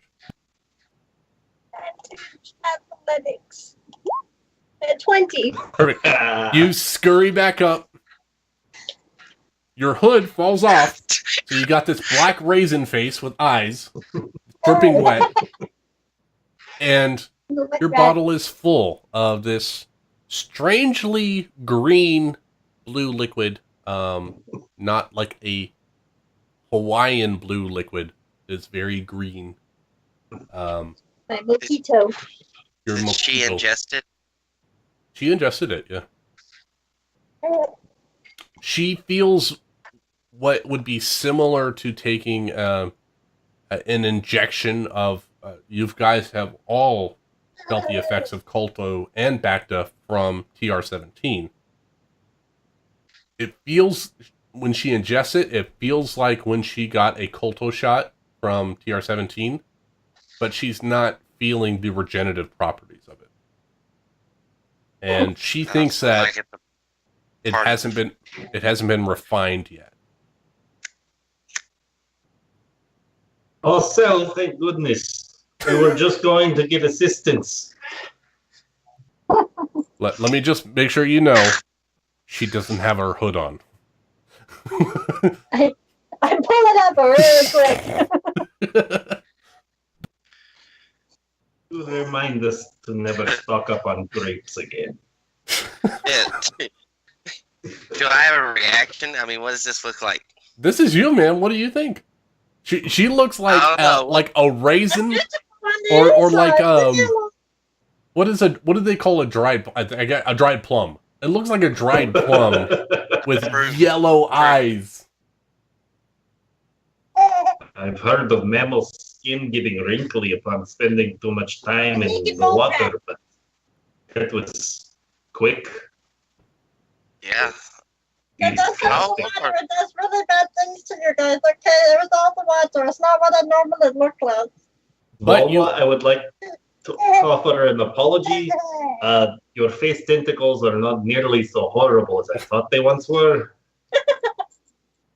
Thank you. I appreciate that. But I think the thing that makes it worse is as Cell gets out of the water, her skin tightens a little bit. So it's not just a super wrinkly, it's kind of like when those housewives of Orange County get plastic surgery where they still have half wrinkles, but half of it is like super tight. You got like a tight forehead, but her face is all like. So the Manta people, they're like downward turn faces, kind of like straighten or maybe curl up a little bit. Yep. Even more. So after that horror show, we proceed We'll on. never talk to this ever again, okay? No one knows this happened. So By the way, it's not salt water or fresh water, it's alcohol water. It tastes yummy and terrible at the same time. Let's go. Okay. All right, so you head to the walk and roll. As you're walking, take numerous turns. The path takes you down all the main roads, no shortcuts, no back alleys, so it seems like it's a little bit of a walk. It is a giant continent, but it is the closest shop that provides this type of service. What you do notice, though, is that you see no Republic banners, no Empire banners, as well as no Republic or Empire guards on the planet. It seems like these are a neutral territory. And Bolwood would know from the past. What's that? Is there guards of any kind? You see the occasional. Oh, I didn't even tell you what race these guys were. Hold on, I didn't need to tell you the race. These are. They are stingrays, but I didn't tell you the actual name of the race. Yeah. The native species is a Selkath. Let me see if I can drag and drop this image on here. Maybe. Image? Ooh, Did it go? No. I just googled it. I don't Okay. see anything. Yeah. So they kind of got this like weird three-fingered fish people. They got like weird two toes, very long face. You occasionally see one of them with like a blaster, but again, this is a non-hostile race, so it seems like these guys are just there to protect everyone else from They're someone so coming in. Adorable. They are for now. Oh my god. So I'm sure yeah. everybody looks beautiful to you. Compared to that prune face. So you're walking around and all you see are these Selkaths. There's no humans. There's no Twi'leks. There's no We Zabraks. really stand out. You do. But all these people are very polite. They are very cordial. They tell you good day. They tell you hello. And you see the occasional guard. It seems like there's maybe one guard every 10 blocks. So you can see Are there one to the cameras? next, but they're far enough away that you can't see. Or can't, like, if you were to do something that they probably wouldn't get to. And it's only one. It's not like a pair. It's always just one every so often. Do they have like security cameras or anything? Roll me an investigation check. Uh-oh, washer's done. 24. Oh wait, that rolled at advantage. Why does it not? Sorry. It's broken. Sorry. Well, that was your hire. Oh, good. So That was my first one, so we're good. yeah. What the hell? 3d20k1 plus expertise? Can you just roll that regular? Because I can't read that shit. Investigation. Oh, you rolled that at double advantage. How did I do that? I don't know. You rolled advantage plus. Don't do that. Well, how about a 14? Okay, let me just hold on. Okay, 14 plus 10. Okay, 24. Okay, I know the math on your thing now. Okay, 24. So 24 is right. Okay. Jesus. All right, so you got a 24. You look around and there is heavy security camera presence on the planet. Again, you would think this is a prime real estate. This is a manufacturing city that only they have in the whole universe that is known at the moment. So it's I'm just very gonna highly really secure. tuck away my bottle of water that I just took. Taking note of that. All right, Continuing to escape us. continuing walking down. So you see that there's light physical guards, but there's plenty of security. And they know that if you need to get further down beneath the planet's surface or around the planet, you have a feeling that they would know where you're going if you do something shady. This is very like the Bourne series, where they can access every cell phone and camera and everything in every location to gather information they need. It's Big Brother. Very, very big. We Brother. found Big Brother planet. We are there. Yes. Okay, so you come up to the walk and roll, and what you see is the sign is that of a lobster that is doing a jig with a top hat. Oh my god! I want that one. We should take that one. We want the top hat. Well, that's the sign. That's the advertisement. Yep, we want the one on the sign. So you can I assume you guys walk in. Yeah. Yeah. With a That's, confident swirl of his person slithering in. slithering in. Okay. Hello, what can I do for you? Oh, my dear friend, I have a magnanimous opportunity for you. I do not know if word has reached you just yet, but a renowned pair of technicians have recently arrived at the docks. And for a very limited time, they are here on the surface of your beautiful planet and have a number of services to provide. In exchange, perhaps for the repair and re-upping of a number of perhaps decomposing or unfunctional of your leaping lobster vehicles, we might be able to procure one or two to make our way down below the surface for some exploring of our own. Well, I do have some vessels that need to be repaired and possibly upgraded, depending. Roll me a persuasion check. Persuasion. I am great with repairs. That is what I'm known for. 14. All right. Yeah, I think we can make a deal for that. I just need you to put down your iris scan, your fingerprint, and your global identification number, as well as your name and date of birth. I am new to the planet, so I'm not sure if I'm in the system yet. But if you have the registration paperwork, I will happily sign whatever you need from me to get this show on the road. And he puts down that data pad in front of you. You see that it has a little camera at the top, and at the bottom there is a fingerprint scanner, as well as a text field in between.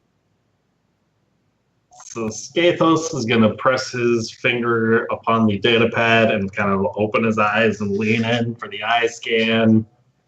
But as far as the global identification number, he's just going to kind of leave that flashing like for the input. Like, I don't really have one of those. Okay.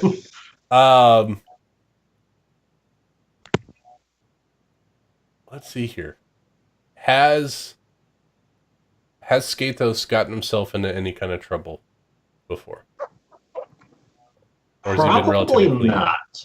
Okay. He's probably been like on the back end of things. Like he'll set up all the gear and stuff that goes into the trouble, but he's not involved with the trouble directly, as his roles have shown. Well, let me get my percentile out here real quick. We're gonna do a roll, and we're gonna see how naughty Skathos has been. Where's my die? There it is.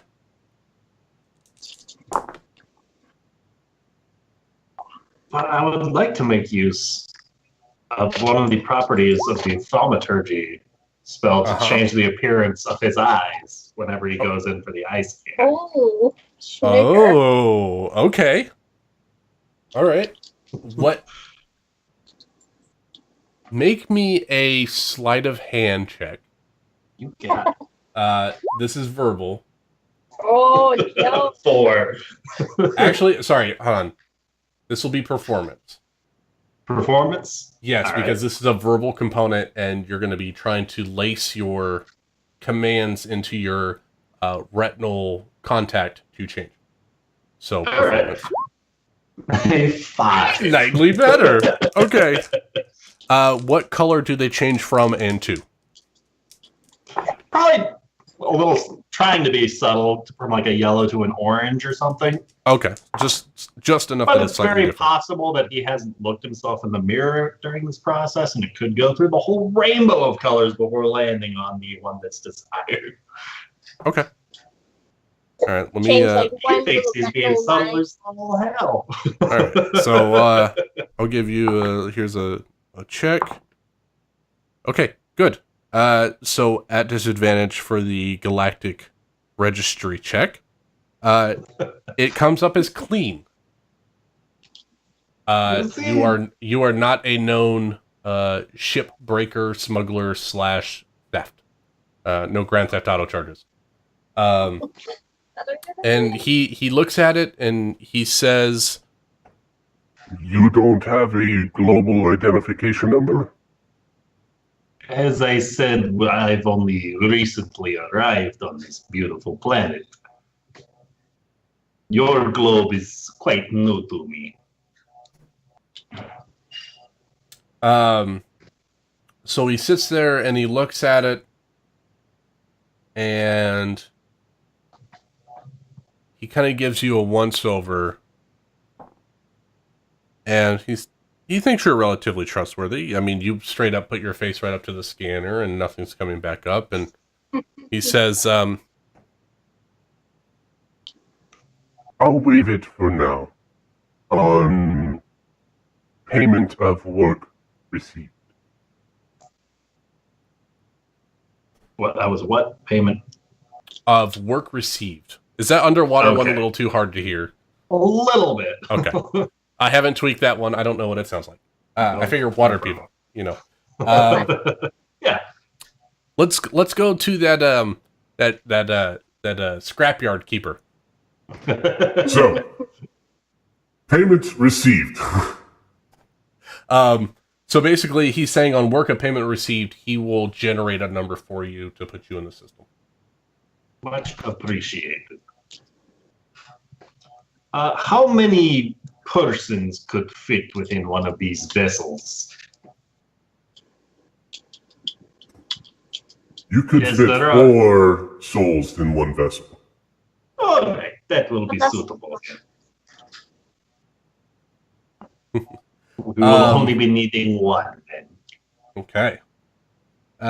So he takes your information, he puts the data pad back down below, and he pulls out a data chip, which you would recognize as a key entry into any small transport vessel, as well as a separate data pad that has the vessel identification number as well as the dock, the fish dock that it's loaded at. All right.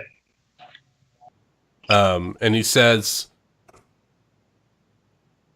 I would like you to perform a maintenance task for me before I give you these items.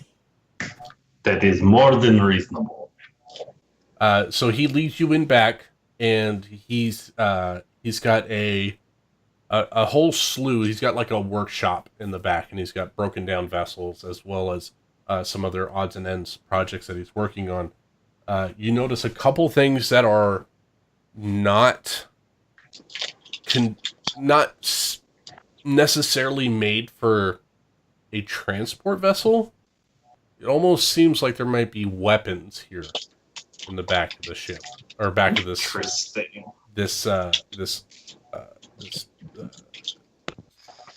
Oh my god, my Oh, brain just thank This you. workshop. Yeah. Shop. Oh my god, my brain just died. That's In the what back of the Gavin shop. does. This workshop. That's what I was Jesus Christ. I've only had one whiskey. All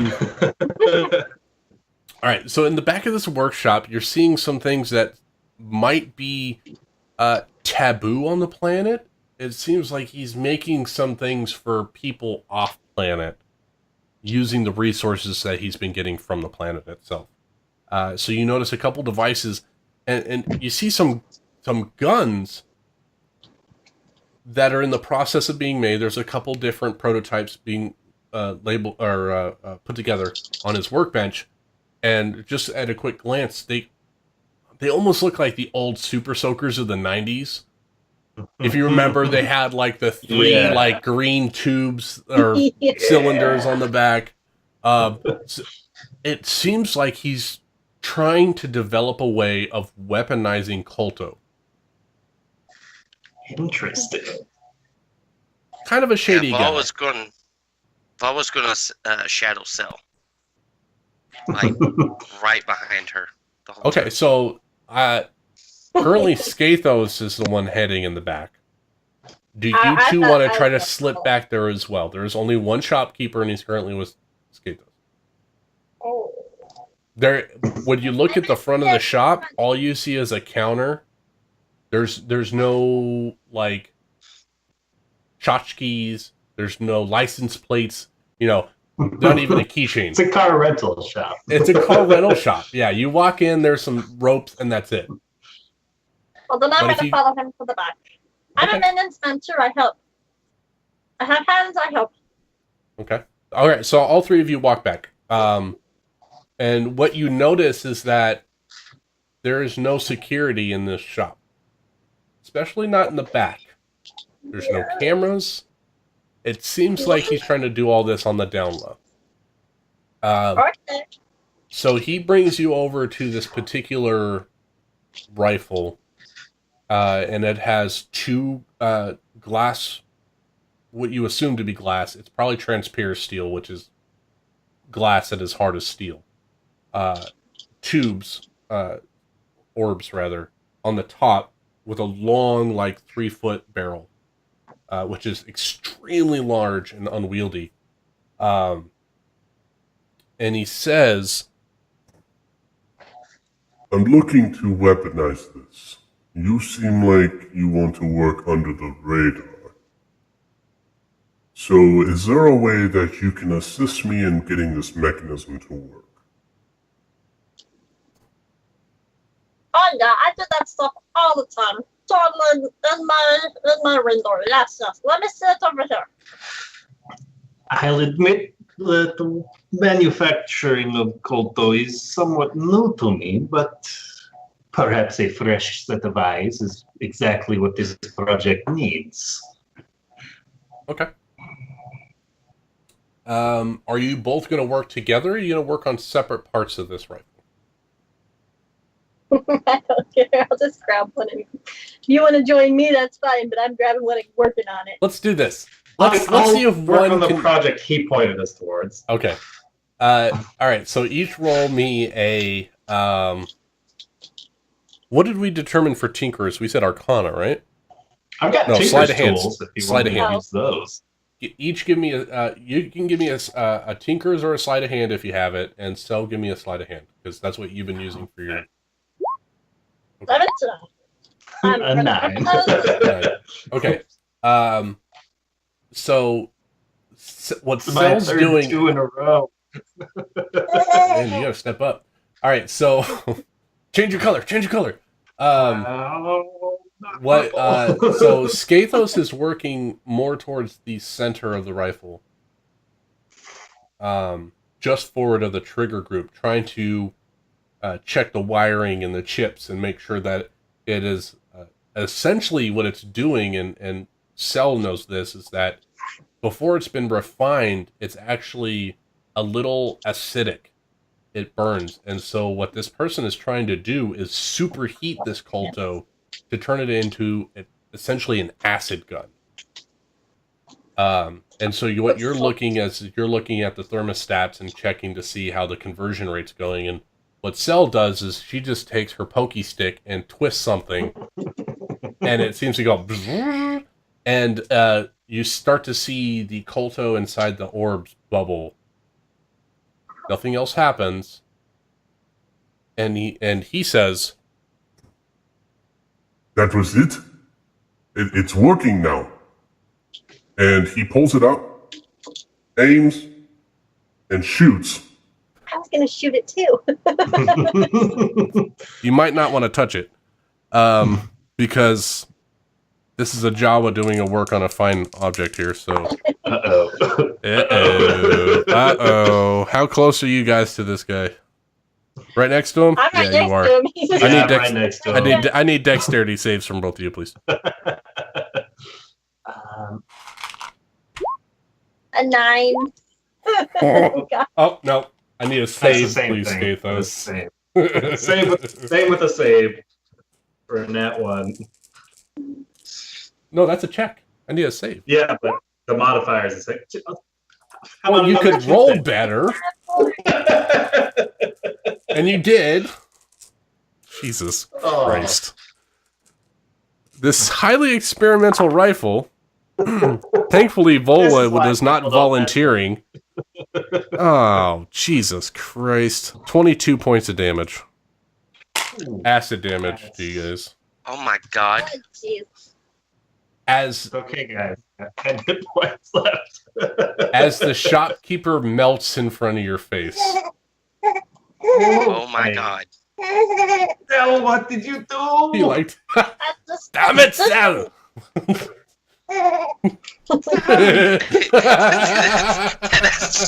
It sounds fucking laughing. Maniacal baby laugh. We just put our information onto his datapad. We just went into the system. You just went into the system. Hell, when they discovered his mutilated, melting person, he I didn't tell him. obviously the last person he would have spoken to. All right, Look, I we want, can fix him. We can fix him. I want. God, oh my god. I don't even know what. You guys got to do something. You just vaporized a shopkeeper, and Does he not Schizo's- have a body or anything anymore? he's essentially his soft and supple skin has now melted down to where you just see a stingray skeleton face. Oh my god. He was Can he I had try it and give him a he had health it potion? shouldered, and the orbs were right here, and they exploded. Oh my god.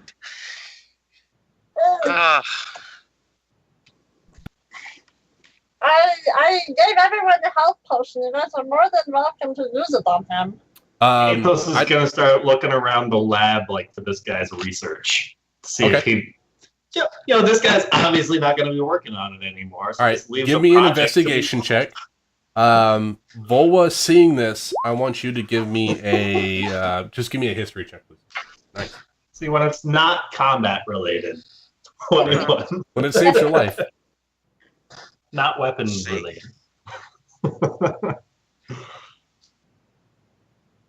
I'm like, oh my god. Alright. Oh, Straight.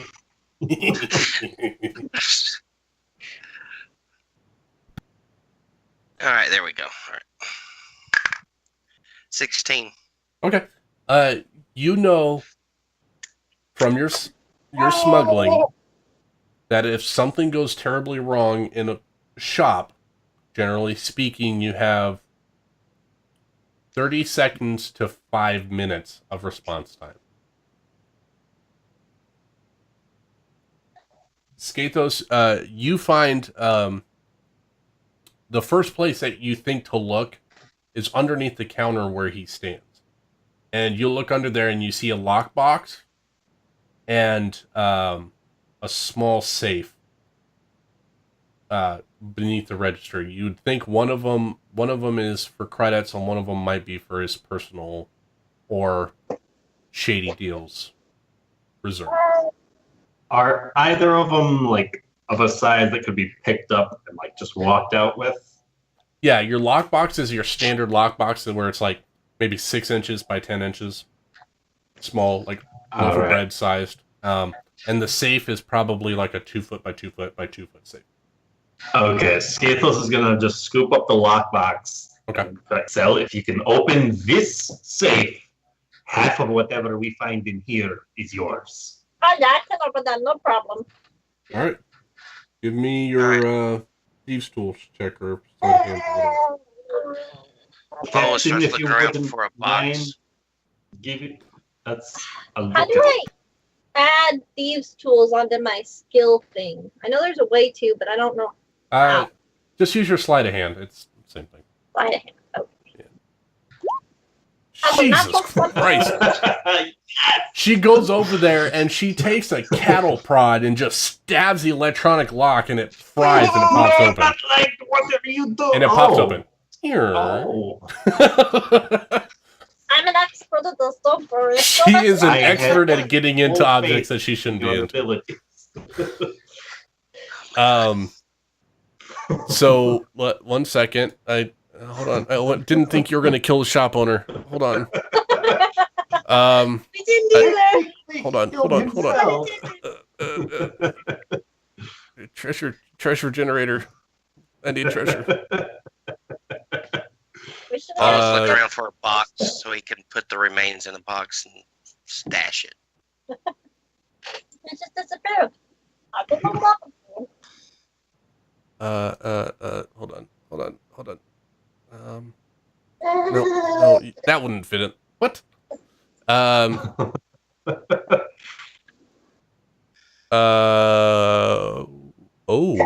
yes. Okay. You know what? This all works because I like it. All right. So what you find is Something that removes hexes. well, no. You guys don't even know you have them. All right. So what you find within this particular large chest is these items, God. as well as a silver raven, a relatively simple like circlet, and a heart-shaped locket, as well as a rather nasty-looking disruptor pistol inside this chest or this safe. Yeah, that was a silver raven, a heart-shaped locket, A common-looking headband, or a circlet, one of those very thin-wired deals, and a nice-looking disruptor pistol. That has a globe on the back, very similar to that rifle that you just saw explode the shopkeeper.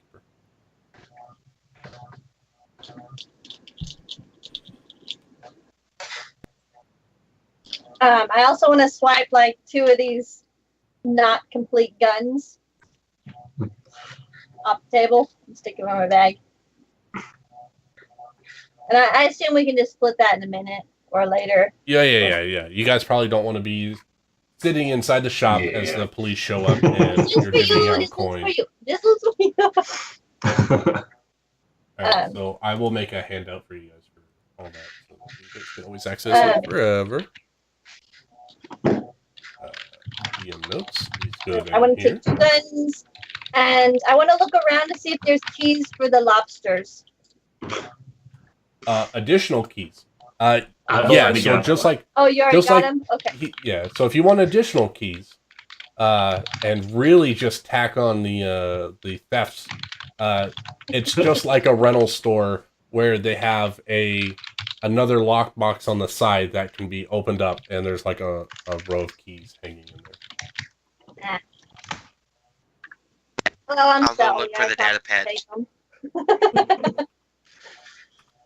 Okay. Can I find the data pad? Yep. It's easy enough. Are you looking for the data pad? Which data pad are you looking for? I should say. The one where the Skathos put his information on. Oh, okay. Yeah, there's actually a stack of data pads that are, actually it's one data pad. It's one data pad that is directly below the register, and you can grab that up just fine. Would I know if it went to a database or if it's just on the data pad? You would think that it went to a database. Via Wi-Fi. Big Brother planet. Of course it's somewhere. Oh my god, my child. Roll me a history check again to see what you recall of other times that you might have had to put this information in. 3. I don't know shit. You know that it's already been published. Alright, so it's in the cloud. Yep. Alright, never mind. Put it back. Okay. Alright, so you guys have that. Hey! You have a keys to a new whip. This is my suggestion. We leave, they show up. Looks like he was doing some illegal shit. He killed himself. And robbed himself. Yeah, just screwed up on trying to invent it. I have a better idea. Okay, so there's no cameras here. So you guys walk out casually, and I will follow behind you. Okay? Don't worry about me. Go. As they're plotting this out, Cell is sending like small little droids to just brush off any excess goo that might have splattered or burned their persons as best he can to clean us up. Okay. So, Easy Cell, enough. that is an okay idea, perhaps with a bit of modification upon your own plan. As I'm sure you've noticed, Volvo and I are not quite as sneaky as you, and you might have a better opportunity of getting out of your sight unseen. If only. I don't want you to get outside unseen. I want you to walk out of here, and then as soon as you guys leave, I'm gonna blow the whole place up. Oh, hell. No evidence. Oh, hell. Oh, God. Okay, Um, I'm going to leave Simon here with you, Cell. And when you are ready, you let Simon know, okay? Okay. now I'm gonna blow it all remember, up. There'll be no evidence we were here, and it shows us leaving like normal people. It'll all be good. Boa, remember you are chaotic evil at the moment. This actually makes a lot of sense to your character. This is freaking brilliant. Let's do this. No Because evidence. if you were a neutral, you were what, chaotic neutral before? Yeah. Being chaotic neutral, you would have a little bit more semblance of it's probably not best to destroy public property. Being an evil character, you think, yeah, this is the best idea to get out of here. Yeah. I mean, we just got here. We rented a car. This guy blew himself up. I'll just I experiment. mean, we don't know what happened. He was fine when we left. Let's go with that. Okay, so Yeah, the two we of you, did what the we were two of supposed you to do. walk We out registered. and leave Cell I had to her. nothing. Yeah. You guys leave Cell to her machinations. And I'll change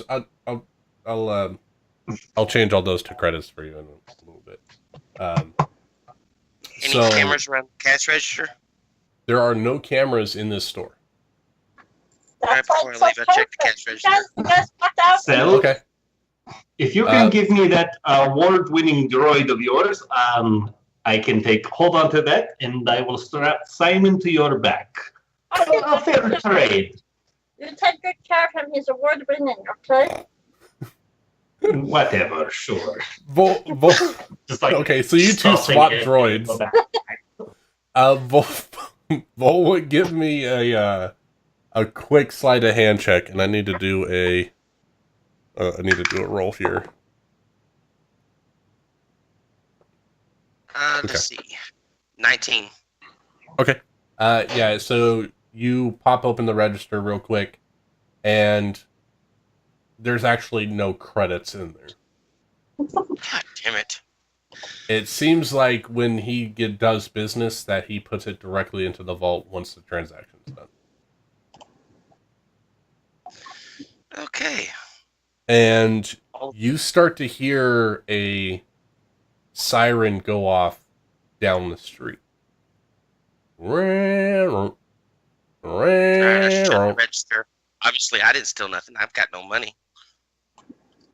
Volvo, if you wouldn't mind escorting me to the dapper board, perhaps some witnesses would be very good for us right now. Sure. I put my arm around him like him, helping him just move along, laughing, joking, poking at him. Surfing him down the street. Yeah. Basically just getting out of there. And Okay. as he's like holding on to me, I'm going to go into like looking at my data pad, very much focused on it, not anything else, and going from Simon's point of view, essentially. Got it. I- I'll guide him that way. He's not hitting shit. Yeah. I need a give me a performance roll, you two. Oh, goddamn. You sure it's not athletics or? 14. I'm very sure you guys are trying to pull off a stunt after a giant explosion just went off. Holy fuck. You thought that was a giant explosion. Hopefully it goes off well. It depends on how close you are to the ship. Dang. We're gonna sink a city. Oh my god. Your ship is close to this part of the city, so hopefully you don't sink it. Because you're going to be stuck. We will see. I know how this will work. Sorry, Come on. Nick. Alright, what Yeah. is Volva's performance? I don't want to say it. Okay, so you failed. Good. No, it's worse than that. Natural 1? Natural 1. Yes. Okay, well, natural 1 on skill checks does not mean an automatic fail. What's your total number? Oh, thank God. Total number is going to be 3. So you fail. You don't fail just yet, but you're not giving off the best performance. You're trying to help a slithering man who just basically got a third of his life taken away from him. So if he could limp, his little snake body would limp. You see him kind of listing to the sides. He looks heavily drunk for a snake person. Not too Very convincing much that you leaning guys on can you. do anything. So, you're walking down the street. You think you're all acting cool. You know, you're John Travolta in Boogie Nights. What is Cell doing Okay. to cause more mayhem? So there's like, I assume he had kind of a pile of guns sitting there. Well, you took his 2 guns, so he Yeah. has parts to ships left. Okay, that'll work. I'm going to take one of the guns and do what I did to the other gun and stick my stick in it to make it active. Okay. God. Okay. So then I'm going to try and pull the trigger on it and throw it into the most explosive looking pile there is. So it kind of like, if there's ship parts, maybe there's parts of like engines and stuff that maybe have fuel and such, along with the acid to make an explosion. And then I'm going to try and run out of the room before the explosion. And before I leave the store completely, I want to throw the one other gun there as evidence that he was doing these under the table guns. So it has evidence that he had this stuff which would explode. Okay, I absolutely love this idea. We're gonna do a mini skill challenge for Cell. So, give me a sleight of hand for replicating the tinkering check. A 14. Okay, good. Okay, you have successfully armed this rifle. This one seems to be more unstable. Now, how do you plan on activating the trigger and throwing it? I'm hoping if I throw it, that it'll be unstable enough and kind of go off on itself. Okay. That's my hope. Okay. Oh, wait, what do I have? I don't have any spells. I'm so used to spells. Okay, whiskey, I could use that right now. Fast hands, wait. Okay. That doesn't really help you here. No, I'm used to clicking on stuff and it expands, not posts. Okay, so here's what I'm going to do. I'm going to tie a string to the trigger, and I'm going to throw it, holding on to the end of the string, and as it throws, I'm going to yank it so it tightens the string around the trigger. I and see I kick it out. the old toddler tooth in the door trick. Yeah, Okay. okay. So you put a 10-foot piece of string on this thing, and you toss it, and you do like when you toss out a hose and you try to pull it back so it unravels itself. Where are you standing when you do this? So it's kind of like a car rental place. I'm gonna be like on one side of the counter, throwing it into the doorway towards all the explosives, so I can kind of get out of there, drop the gun right before I leave, and kind of stealth out of the building as stealthy as I can and join them. Good. Give me an athletics check to throw this rifle. Oh God, okay. Oh, a natural 20. Nice. You throw it Oh, clear across the room, and as you pull the string, you hear the click, click, click, and boom, as you hear the glass shatter on it, and you kind of start to hear the ticking of metal, and the ticking is getting faster and faster and faster. So you go to book it. I want an acrobatics check at disadvantage for you to escape the store. Well, While she is sprinting out, the droid on the back is going to let loose two effective higher surge of its cloaking device, cloaking both itself and Cell with a third level slot. Beautiful. Okay. nice. and I just want to point out, I dropped the gun before I leave, so there's evidence that he was doing illegal activities there.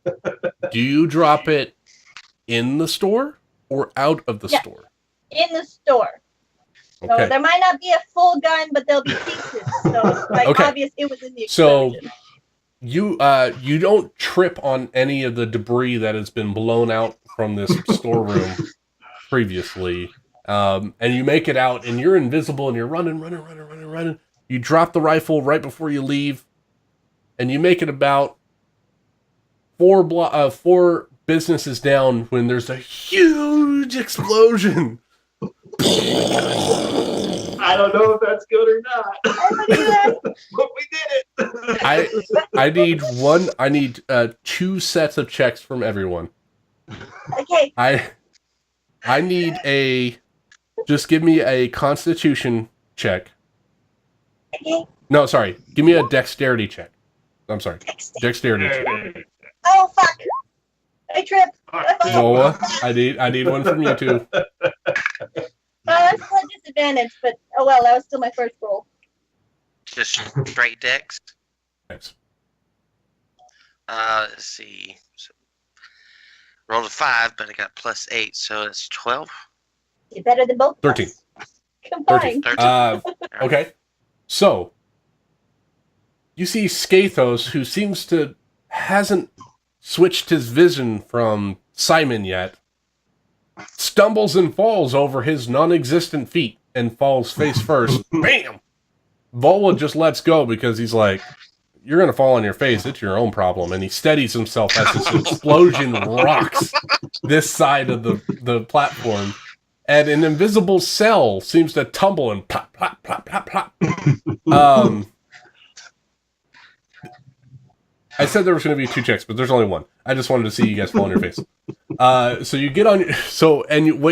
as you look around, Skathos comes back to his normal vision. You look around, and you see a bunch of other of these Selkath creatures, humanoids, people, things, aliens, fall as well. And you notice that 2 other additional businesses have caught fire and start shooting things off as well. So 2 on each side. So there's now 5 businesses that are catching on fire on this sector. What do you do? I'm gonna turn invisible again. Can I? You're still invisible. You haven't attacked or anything, so you're still invisible. Santos, I need to be seen. What do I do? I don't know how to fix this. All you hear is a Jawa yelling out from the middle of the street. Bala would probably hear Skathos like cursing under his breath. What does she mean? She needs to be seen. This is not the time for her to be spotted. I'm gonna be far enough away from the explosion, but I have a plan. Okay. Skathos is going to very reluctantly drop his 3rd level spell on Cell. Cell is gonna come from the crowds with her bottle of water and splash water on the fire to show that she's helping the people. Oh, jeez. All right. Immediately regrets dropping Jesus. the cloaking device. Jesus. Yeah, all right. An explode Give with me a alcohol on it. performance at Disadvantage, please. Do you say anything when you do this? The world is on fire! The world is on fire! I don't know Performance what at is happening! performance at disadvantage because you're the only Jawa on the fucking planet. Oh, he laughed so hard he broke his camera. Jesus. Oh, jeez. So immediately this whole crowd turns and looks at this Jawa that is throwing their precious Kolto on this fire. And you see two guards immediately swarm Cell. Cell, what do? You have a split-second chance of trying to escape or giving up. Split-second chance to try and escape. I'm gonna dodge, duck, dodge, All right, die. so I'm gonna assume that you disengage and you're trying to run. Give me an acrobatics to dodge out of the way, and you're gonna have to run. Is it still a disadvantage? That doesn't matter. That's my first roll. Damn it. Yep. 13. All right. So here. Damn these disadvantage checks. Not Well, you automatic. disengage anyway. So that was essentially just to make sure. Oh, I love this. Oh, it's so beautiful. So wrong. You guys have outlawed yourself in the first 5 minutes of being on planet. Yes. That's not actually what I wanted, but we weren't planning on it either. So as this little Jawa just does another little roll and dive and gets up on its little legs and starts running, and you see the two guards basically tackle each other trying to grab Cell, and they yell back and say, "Stop that Jawa! Stop that Jawa!" As the Jawa's running, Skathos and Volvo, what are you doing? Skathos,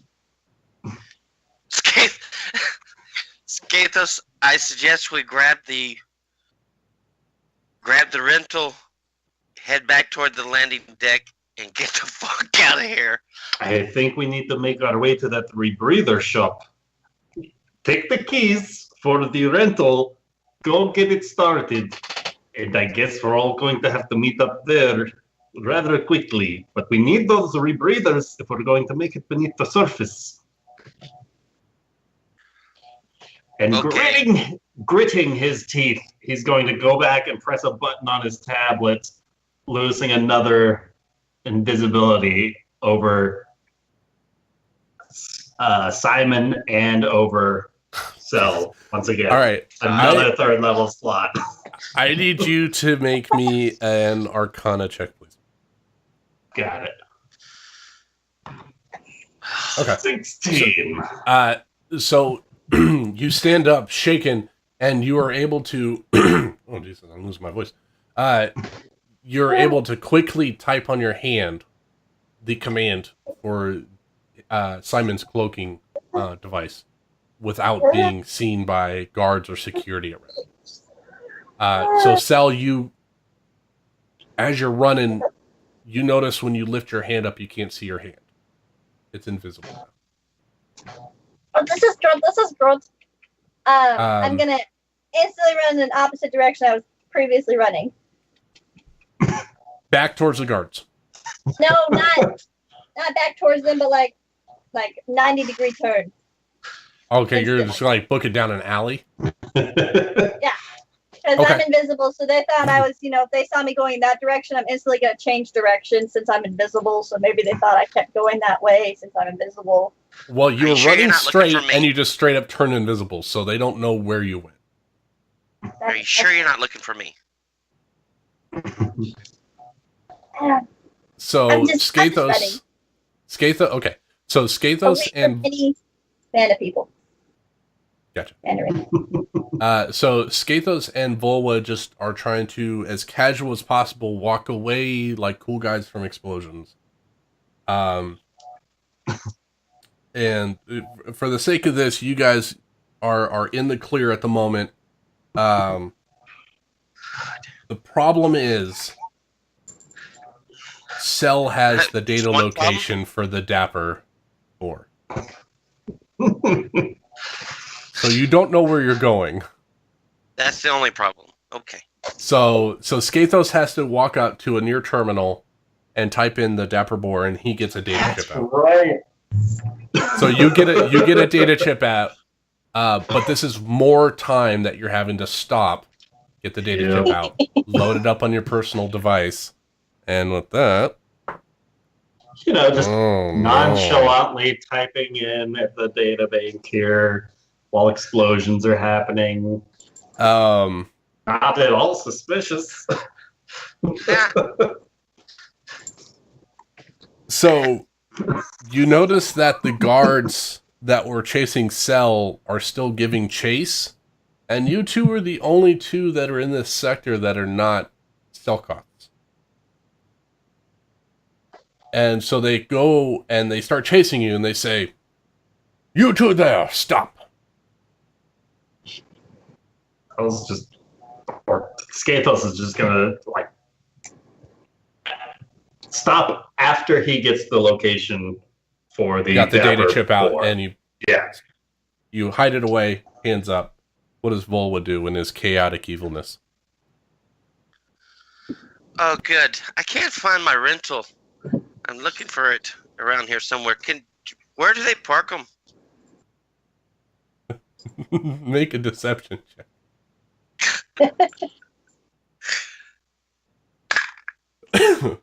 15. Okay. We'll find you your rental soon enough. What happened here?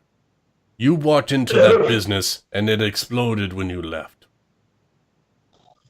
Yes, I don't and know. I was looking for some sort of medical facility nearby, as I'm clearly wounded by that rupture of that business. But I was hoping someone along your intelligence team would be able to tell us. You have so many cameras here.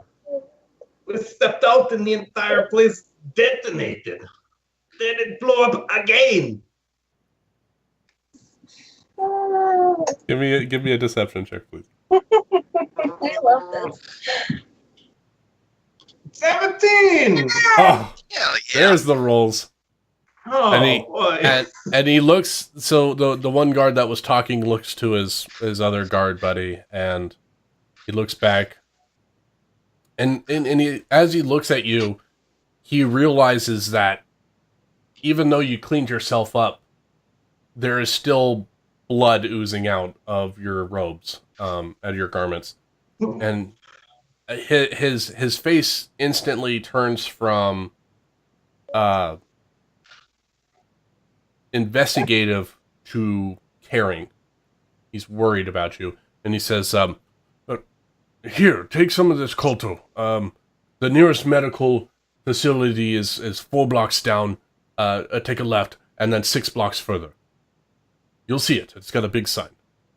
All right. Thank you very much for your assistance. So essentially, what he gave you is a minor healing potion. So it is 1d4 plus 1. All right. You think that these guards have these minor stims to stabilize people that they either wound and then they're going to bring back, or to help the general populace just to stabilize them. 4. Very good. Awesome. I absolutely. So Volwa again picks up Skathos, and you start walking your 4 blocks. The 2 guards turn around and walk back towards the shop to begin their investigation, as well as pushing the crowd away as more guards come.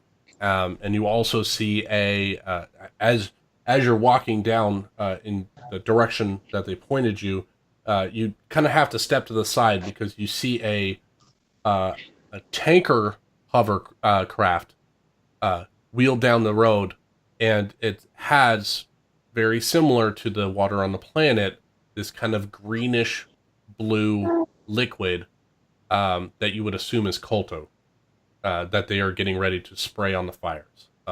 It seems like this liquid can be used for healing, it can be used for terrible damaging purposes, as well as its properties can be manipulated to do numerous things, including putting out chemical fires, electrical fires, depending on how they formulate this liquid.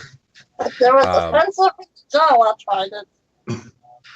Well, Jawa needs to learn alchemy. So you start walking. What do you guys do? You have Skathos and Cell, the two parties. You split the party. Congratulations. Have the location of the Dapper Boar Garden Center. And Skathos is currently limping off this terrible acid burn that he has.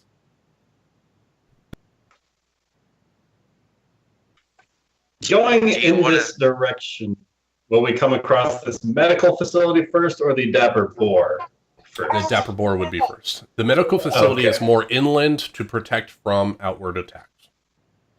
Like in case there were a hypothetical explosion or something like a hypothetical explosion or terrorist bombing. What are the odds of that happening? As per what just happened. You guys are terrorists. So, a slight detour perhaps for a rebreather. I find my lungs, they're making it harder to inhale this oxygen around me suddenly due to these burns. Well, perhaps they might have something in here. This Dapper Boar shop will be of use to us. Okay, so it's easy enough to find you. You find wink. So you play off this woundedness, and you take a very quick dive into the Dapper Boar, and you're still terribly wounded. Volwa is unscathed and looking pristine, although he's looking slightly more constipated. In his demeanor, I should say. He seems more disgruntled than he was before. Hard for a Doug, but he's more disgruntled than he was. And so you walk into the shop, and you see, you actually don't see any Selkos in this shop. You see a Nautilin, which is Kit Fisto from episode 2. Green skin, alien-like eyes, large tentacles that come back, and they're generally pinned back. They can breathe underwater as well. You think that on this planet, any of the aquatic races would like to migrate here if they didn't like their previous home. It's kind of a vacation spot. At least it was until a building got blown up. So you walk in, and you see this Nautilin. This particular one isn't necessarily like a bright lime green. It's more of like a forest green. He's a dark green color, and his tentacles go back, and it looks like he has dyed his tentacles to be a gradient from black to his green color, and they're pinned back in the back, so that way he can do his work. And he greets you. Hello there. Are you okay?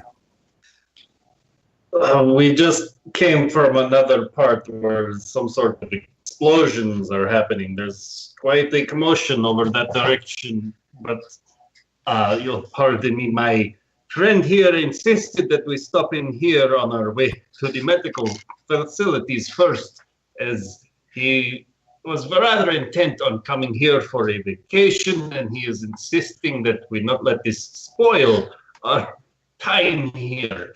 As after all, we've heard wonders about your Kolto healing properties, and it's more of only an inconvenience to us. But he insisted that we come in for some sort of subsurface gear, rebreathers perhaps, to explore some of the coral that might exist deep below the surface. Oh yeah, I'm the asshole. Exactly what I was saying in the situation.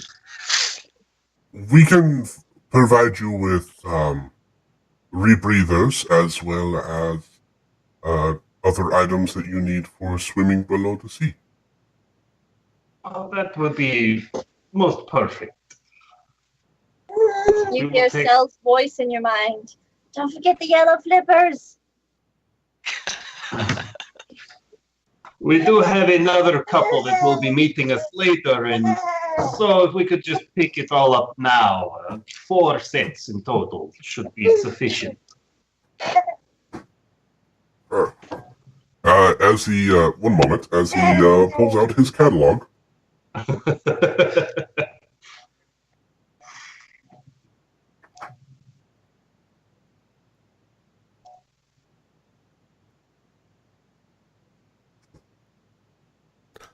So what he does is he pulls out 4 rebreathers and he puts them on the table. And he I'm not going to do the voice right now because I don't want to switch it. Yeah, So he tells you that that these rebreathers are rated for 1 hour of dive time each. Okay. Bye, baby. Not you, Amanda, the other baby. Wow, we get comfortable. I've known her for 3.5 years, so no. So yeah, you find there's 4 potions there, or 4 rebreathers, and Jesus Christ, there's nothing for swing. So make it up on the spot. So he puts 4 sets of dive gear. Instead of the rebreathers, it's 4 sets of dive gear. So it's the whole thing. It's a rebreather and fins and goggles and the whole thing. And he says, these will be,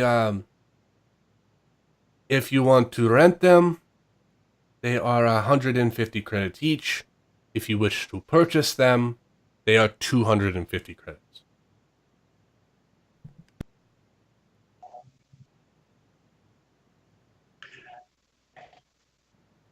Well, what say you, Bolwell? Are we going to be sticking around for some time?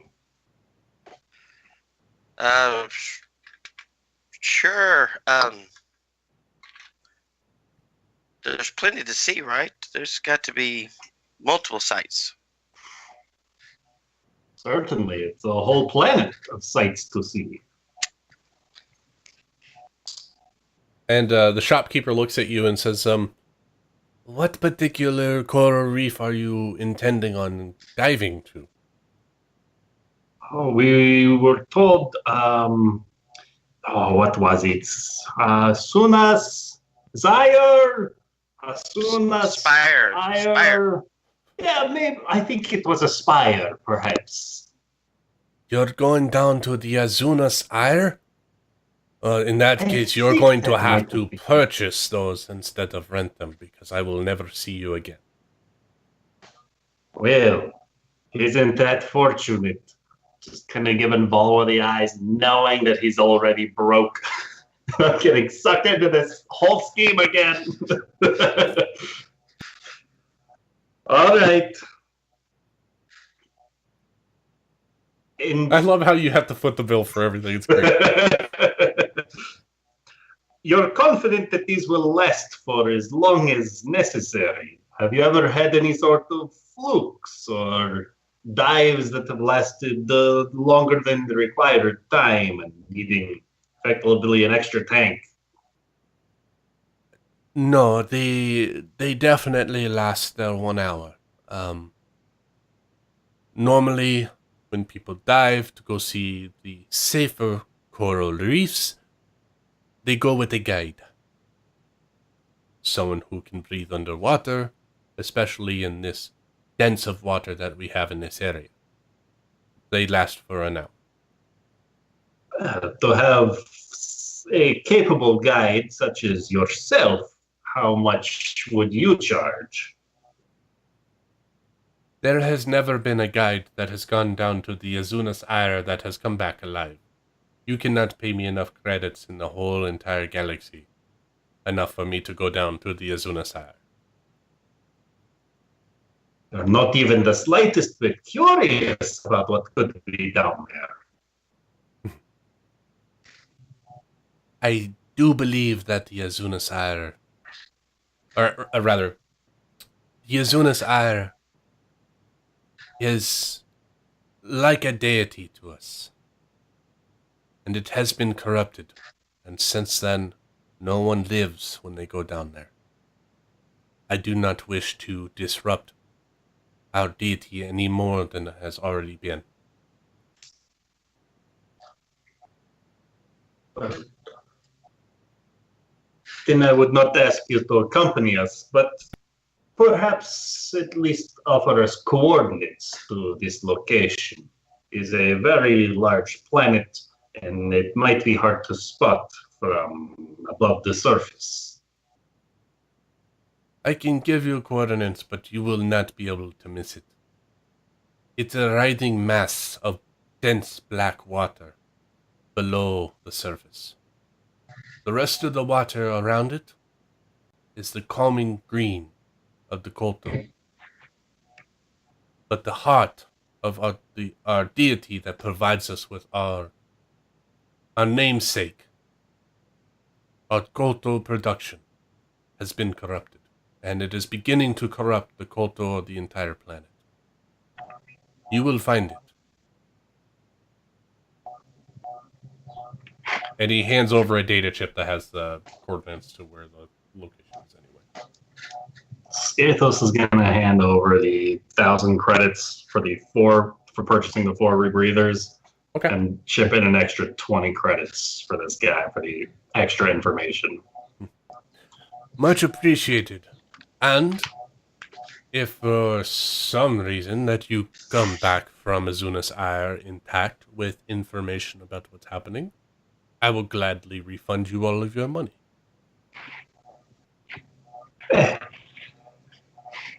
I look forward to having such a conversation with you.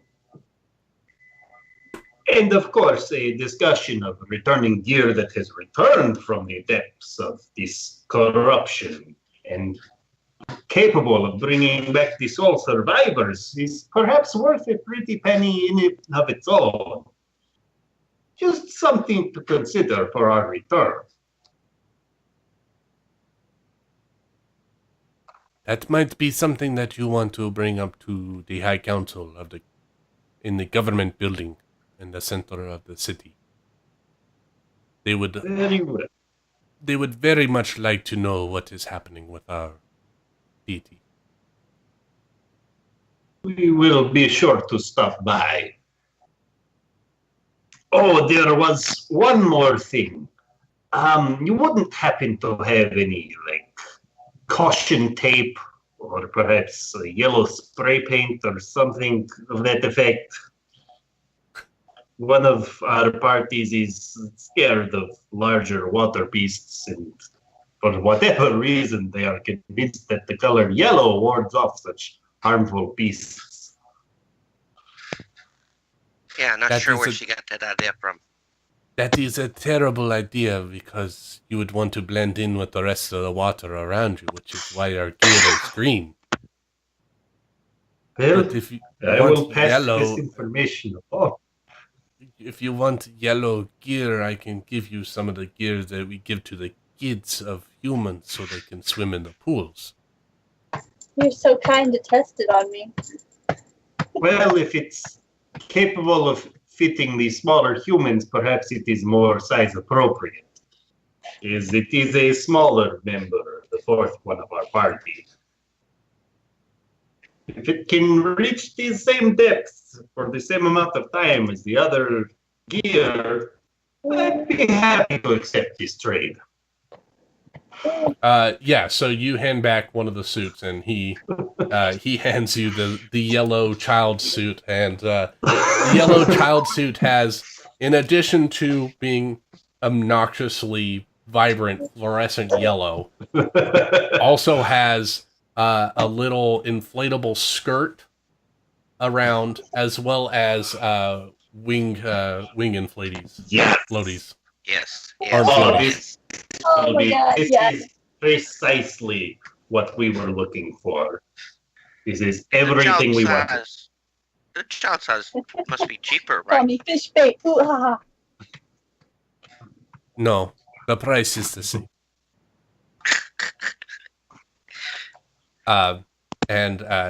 He bids you good luck on your adventures, and I do hope that you make it back. But I don't plan on ever seeing you again, so have a good end of your life.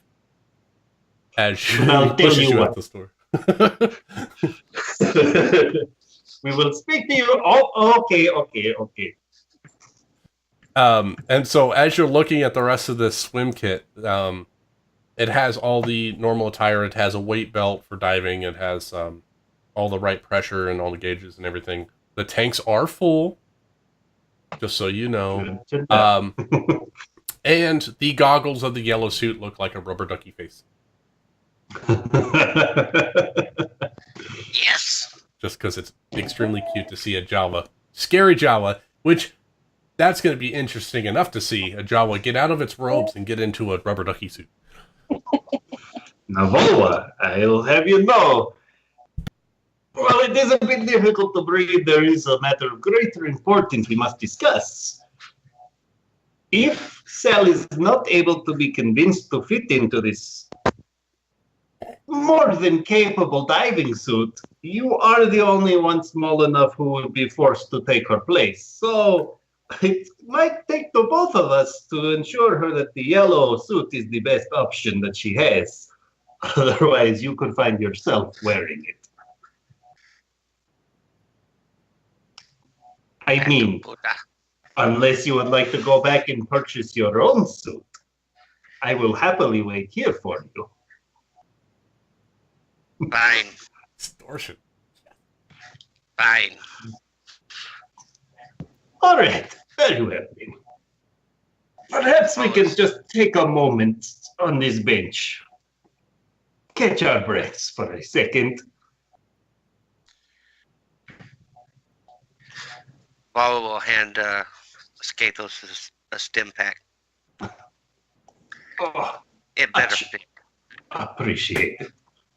What is Cell doing? As she's typing.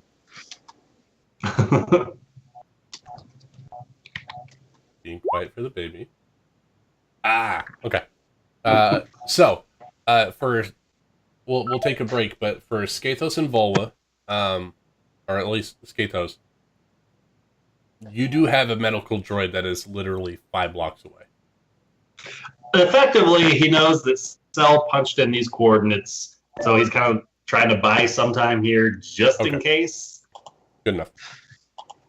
And also, like, sitting down on the bench, then he can go through Simon's eyes to get a better idea without looking as suspicious. Pulls up his data pad, acts like he's playing solitaire. Yeah. Gotcha. Yeah. Is Amanda back? I'm here. Okay, what is Cell doing while this shenanigans is going on? Okay, so I was running from the guards, and when I turn invisible, who would be the first one I would see out of Skathos and Balwa? It would probably be Skathos because he is the largest creature on this planet. Above the surface. Above the surface. Nope. Already said it. The biggest. Fine, I will kill you with mudkips. Piranhas! Piranhas! I'm gonna follow him invisibly then. And when I see him go into the store, I'm just gonna kind of wait outside. Okay. So you wait outside, and he comes back out, and he's got his. I assume you brought your hover cart out to carry the gear for you, so you don't have to. Yeah. So on the cart, you see four nice packages. One of them being a lovely, lovely shade of yellow, with a cute little tutu and some floaties and a rubber ducky face. I can't see her, but she's smiling like a crazy person. Very excited. I don't know if you heard it, Amanda, because your Skype was glitching out, but Skathos definitely had that whole conversation with Balwa about convincing Cell to take the yellow one after we got pushed back out of the store. You know what? Yeah, they commit. For the sake of this, I'm gonna let you try to keep this from her. Cell, give me a perception check. There's a chance that she heard you. She definitely heard everything that you said. Yep. But So I know that yellow is actually the worst color to wear in the middle of the ocean. no, because they didn't say that. What Skathos told Volwa is that we need to convince you that this is the suit that you want to wear. Otherwise, Volwa's going to get put in the duck suit. Because Oh, he had talked about that before, or inside the business. He talked about convincing about the shark. So they didn't talk about okay. they just like, we're gonna get her in the duck suit is what you heard. Well, I want to be in the duck suit anyways, but if I could see Bola in it instead, there might be something there for me. No. I'll We'll fight see you. how it goes. Okay, so you three are there, but Skathos actually, I mean, you could change the way that you want to describe it if you wanted to, because as soon as you sat down, you pulled out your data pad, so you could have You're talked looking at yourself. after that, and he would have been looking at yourself. Looking at myself like, oh, gee. Yeah, So that is because as soon as you tap terrifying. in, Cell's right there looking at you. It's terrifying when you sneak up on people without them knowing of it. So Oh, I forgot I was invisible. I'm always just so quiet. I'm surprised you guys didn't know I was here.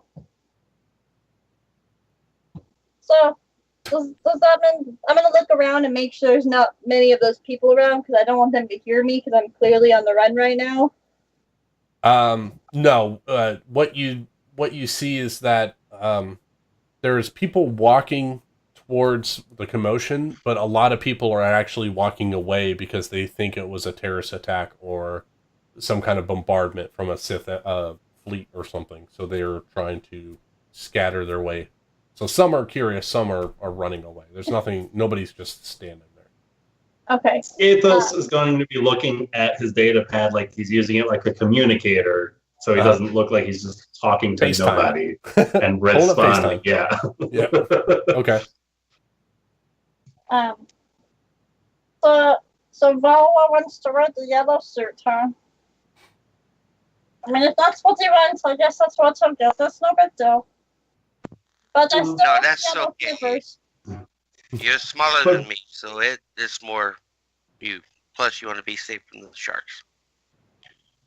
Precisely, and perhaps we should be discussing this as we are moving. As Sal, you may not be so discreet for so long, and we need to get going before you're spotted. Yes, let's go right now. But okay, you make a good point about the sharks. I wear the yellow. Okay. So Skathos looks at his data pad again. He inputs the chip to the location of his lobster vessel, and he notices that it's like one or two lobster bays away from your ship. What do we call it? The Jolly Roger 77 is the current name for it. At this dock. At this dock. Yeah, it was Jolly Roger 777 on Roche. Yeah. So you can add and remove as many sevens as you want. Was that one of the hexes? We lost a 7? You lost a 7. Yeah, you lose 2 more 7s, your ship is boned. So you guys can either head straight to the lobster bay, or you can head to your ship, or wherever you want to go. If you head to either way, you have to head back towards the explosion to get to your ship. I'm invisible. Let's hurry. I vote for the ship. I could do with a trip to TR-17. Oh yeah, that might be helpful too, because I'm not doing so hot myself. But how about I go get the lobster and meet you at the ship? That way you can get healed and we can dive off from there. That sounds most agreeable. Skathos is going to hand over the key entry data chip to him. Oh, real quick on those keys. Does it say which one has the top hat? I'll look for it. Okay, we'll meet you back at the dock. Okay, so Man. sake of brevity, you make it back to the ship. You talk to TR-17, and his character sheet's gone. But he essentially takes 3 culto wraps and wraps it around your chest, your waist, and one of your hemorrhaging arteries in your leg, and he gets you back up to full health. All Can you right. heal me too? Oh, look, he's out. Hold on. Let me. He actually likes Cell better because Cell's. Let me get. I'm gonna need it if those sharks are gonna attack me. Right. Yeah. Let me get his character sheet up here. All right. Well, in that case, here. Let's see. Ball was mentally putting it together that Scathos might secretly want Cell dispatched somehow. I don't know. Right. Or at least. You just witnessed why. All right. That's what a Jawa does with technology. Yeah. So he expends two charges of his advanced back to wraps on the 2 of you, and you're both up to full. Nice. I'm feeling good. Let's go before I turn and re-visible again. Yeah, so you got about 15 minutes left of your invisibility. All right. So lean over the loading dock and keep a lookout for our vehicle in the water. I'll grab Amic and start plugging in our security system to effectively sync up with my data pad. So if anyone comes onto our ship while we're underwater. Good call. As long as you're within a mile? It's within a mile, yeah. Okay. Good. All right. I like it. So, Vola, you go up to the second lobster bay. You hand the guy your data chip, and he points you to the direction of the lobster vessel that you're going to be getting into, and it does indeed have a top hat. Ball just breathes a heavy sigh. And the paint job looks like it's wearing a tuxedo. This is the best lobster. Stethos, our ride is here now. Well, just Vol was there at the moment. He's still got to What? bring it over. What do you want to do, Mr. Chaotic Evil, with a lobster ship at his beck and call? Alright, so I go to the hatch and I inspect the hat to see if it can be removed. Yes, you think that with a basically just unscrew it and then you're left with a probe sticking up. I do But that. you think that this particular hat is protecting this device that's on the top. Okay, I'll leave the stupid hat on there. God. Alright, so I'll hop in and use my innate ability to know where the landing pad is, circle around, and use my piloting skills to hop up on the landing pad to retrieve the others. Okay. Give me your piloting check. I think that was sleight of hand for you as well. Correct. All right, give me a sleight of hand to see how gracefully you jump this lobster onto the landing platform. Alright, so I already burned my natural 1 for the night. No way it'll ever happen. For now. I jinx myself. Don't say that out loud. Oh, hey, it worked. Reverse psychology, so natural 16 with a +8 is 24. Nice. 24. Beautiful. Yeah, you expertly jump up and use the 2 lobster claws to grab the edge of the platform and pull the cockpit up onto the platform next to your ship. And the hatch opens.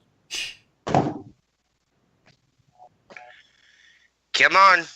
We have sights to see. Okay, now he's really here. What were you looking at before? That you were about to have us all just leap over the ledge? I saw a reflection in the water. I thought it was a lobster. Okay. So, next planet, perhaps you may stay on the ship and we will take Amic with us to acquire our needed materials. I don't think he could have gotten you out of that situation, though. I mean, I blew up the whole place. Yes, you did. Precisely. You would have just shot the guy and left, and then what would you do? You'd have a murder on your hands. Now put on your floaties, Sel. We have a long way to go. So still invisible Cell climbs into the ship, and what you see is a floppy rubber duck bouncing down the platform and pull itself into this vessel. As Amic loads up, he grabs his suit and he steps inside, and his large form is kind of just hunched over in the back, like a really big guy in a small car. And he's not too happy about having to mess with his armor and try to shape this wetsuit thing over his body. And he then decides to strip the shell of the body out, or of the uniform, and just put the flippers over his armor. And he attaches the air tanks.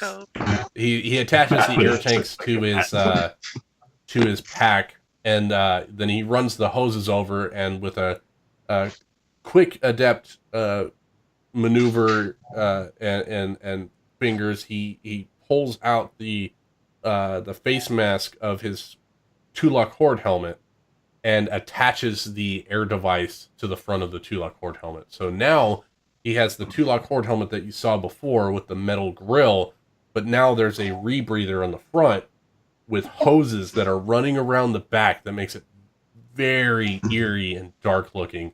And as he does that, he presses a button on the side of the helmet, and the helmet and his whole appearance goes back to his Mandalorian armor.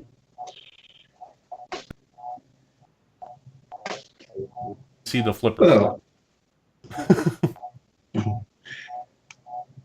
Amic, if you insist on upgrading yourself, perhaps you could be interested in this, unless one of the others within here has use for it, holding up the nice-looking disruptor pistol with the glow-black super soaker on the back of it.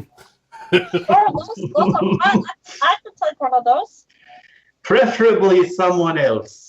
The last time Cell touched one of these, a man was dissolved, and then a whole portion of a station was eviscerated. In my defense, the second one was planned, the first one was not.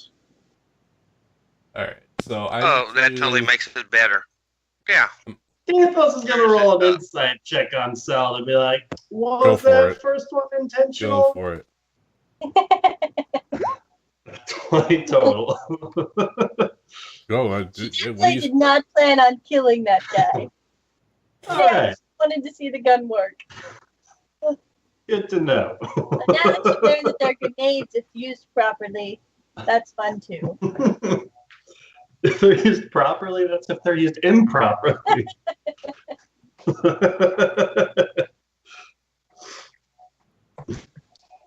Makes you curious. If you use it underwater, will the entire planet explode? Yeah, okay. Let's go. Let's not find out. Jesus. All right. So I gave that item to Amic, so he has that. Awesome. Cool beans. So you all pile into the ship and you have your suits ready. Skathos, you adapt your suit to fit you, which is more like you don't need the flippers because you're going to use your tail anyway, which probably look better than the flippers. So essentially, you're just attaching the air apparatus to your face. When you see Volwa get into his suit, it is completely scrunched up on the legs, and the arms are super scrunched up, and he looks like a very small Michelin man walking around with these big old hand gloves. And he can't walk like he normally does because the suit is not designed for that type of locomotion. So he kind of looks like, if you've ever seen those space cosmonaut monkeys, that's what Volwa looks like. It's okay. At least I don't look like a duck. And Not too late to Cell switch. looks absolutely spectacular with her bright yellow suit, and the little flippers are orange, and she's got the duck face on, and it's got a rebreather, but for some reason it's got a snorkel tube up too, because it looks. And then so you all get in, and you release the claws off of the platform, and the very dapper looking lobster sinks its way down below the surface of the water. You turn it around and you start heading in the direction of the what you know, oh my god, where's my thing, the Azunas Ire is located, with the location from Skathos. You start heading in that direction. Just as the shopkeeper said, you can see, it's not like it's dark water where you can only see maybe 10 or 15 feet away from you the deeper you get. It is very clear water all the way through until you see a giant mass of pitch blackness that is swirling around. That is a couple of miles. You've gone for a couple of miles down the surface. And as you look at, you're looking down, but as you're diving, you see that the underside of the city has a giant cone that comes from the bottom, like Cloud City. It's got that giant spire that comes down the bottom, and you see this spire come all the way down to the core of the planet, and it dead ends inside this black, writhing, heavy, dense water. And that is where the location the shopkeeper gave you. Oh, Volwa, you were right. It was a spire. Yeah, that's what I heard, but I've been hearing a lot of negative things. Well, Do we go straight in? you shouldn't listen to Amick so much. He's a bad influence on you. Unless you know another way in. Have to go this way. So do we probe or just all in? Well, we still have this, and Skathos is going to pull out the award-winning pit droid and an extra set of flippers. You took such good care of him for Miss Bizzle. Yes, exactly. I can just imagine a pit droid with water flippers going.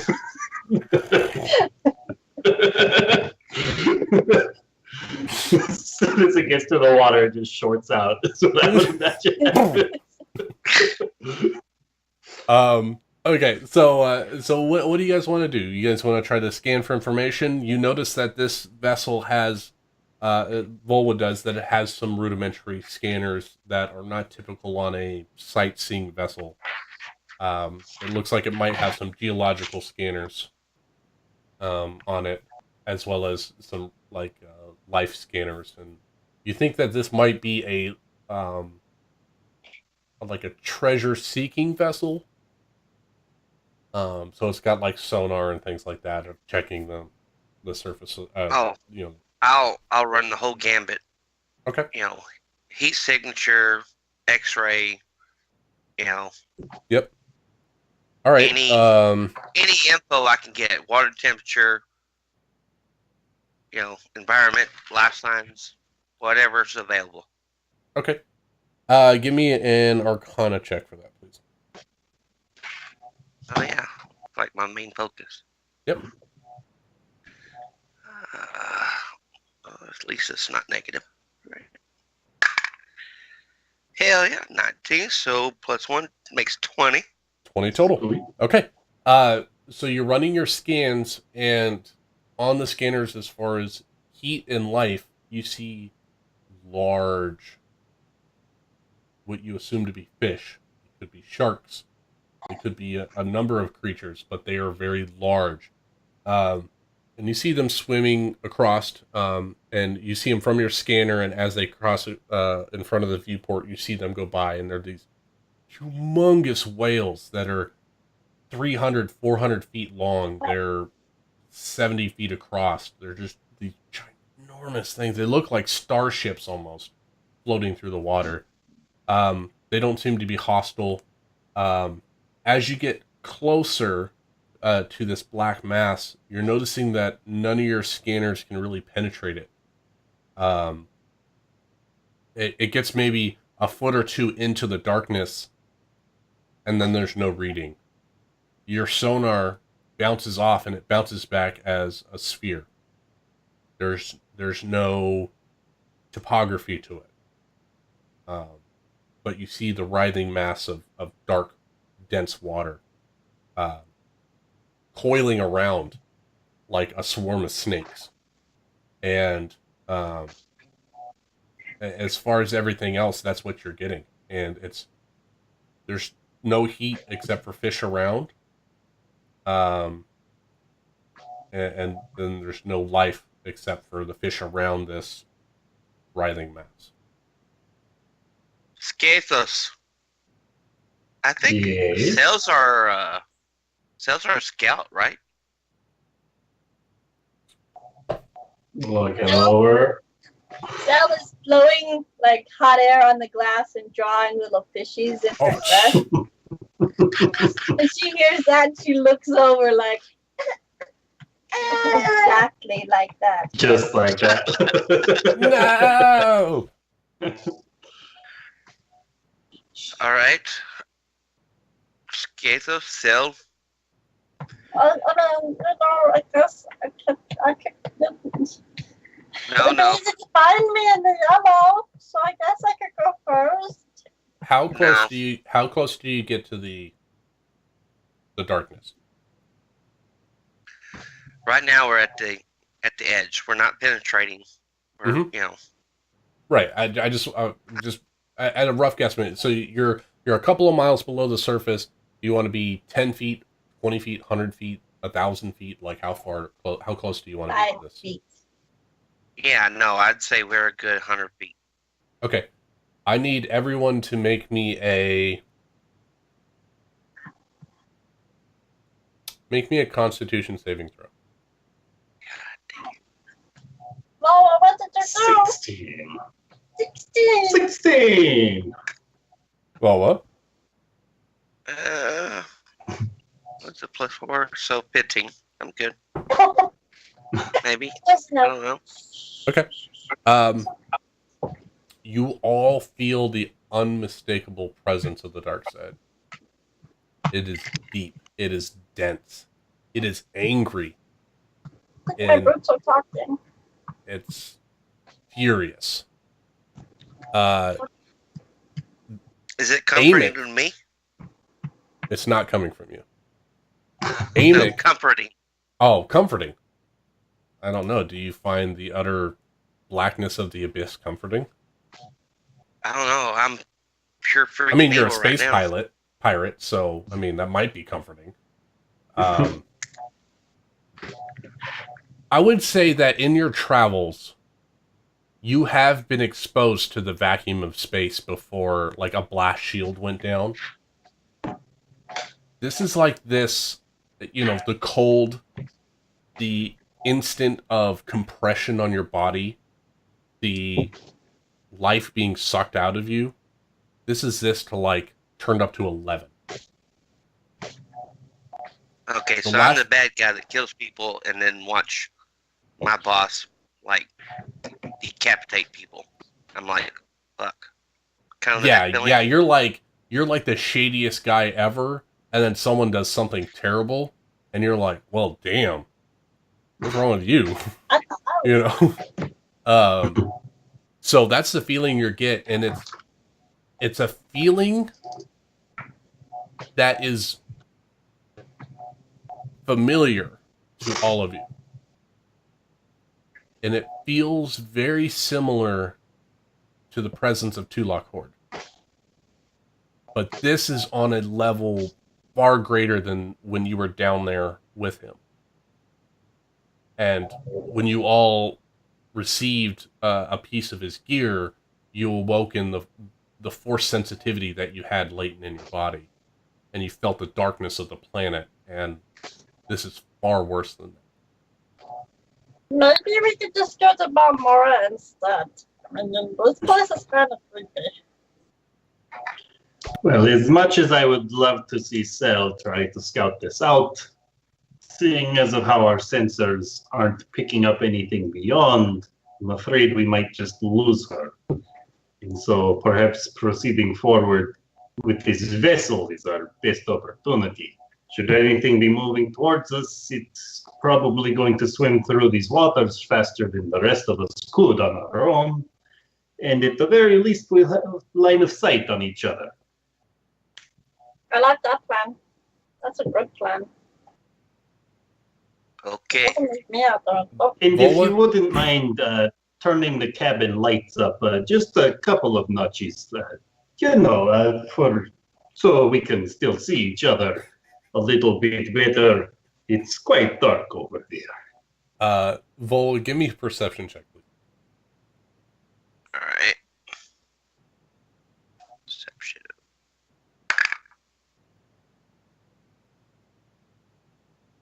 9. 9. Okay. That's fine. Basically, I just didn't want you to roll a 1. So what you see is, you see these large whale-like creatures, but then what you see is, what looks like almost like hammerhead sharks. Slightly larger. They seem around the same size as your lobster vessel. It almost seems like this lobster vessel was designed around this shark creature. It's around the same shape, it's around the same size. This one just has arms and legs built for getting itself on and off the platform, and in this particular case, for searching for things within the coral. And what you see is these sharks swim slowly towards the darkness, and then they immediately burst of speed and they shoot through the darkness from one side to the other with no seeming adverse effect.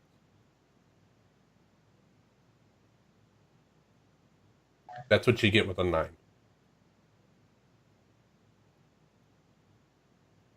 Okay. We'll do a test run. Is this darkness like a spherical, a spear? Spear? Sphere. I would say it's more like sphere. I would say it's more like a I would say it's more like egg shaped that is spinning. So it's oblong, but it's rotating in a weird pattern. So it makes a spherical shape. All right. How fast does it rotate? Rapid, slow, Very rapid. rotation. Very rapid. Like Alright, it's kind of like a tornado. It's spinning pretty good. I'll do a little test run. I'll maneuver it to where I can hit one side, to where I think we'll jet out the other side. In that brief moment that we're in it, Mhm. I'll run a I test. believe I guess. Just I in like case. the way you think, Skatel. All right, so you're gonna try to skirt the edge to see how far you can get through the darkness. essentially, right? Yeah, I'll do like the sharks did. Go in, Okay. come out, and that Okay. short section that we're in, I'll scan. You know. Okay, try to get a scan through. Okay. Yeah. Give me a sleight of hand check for your pilot.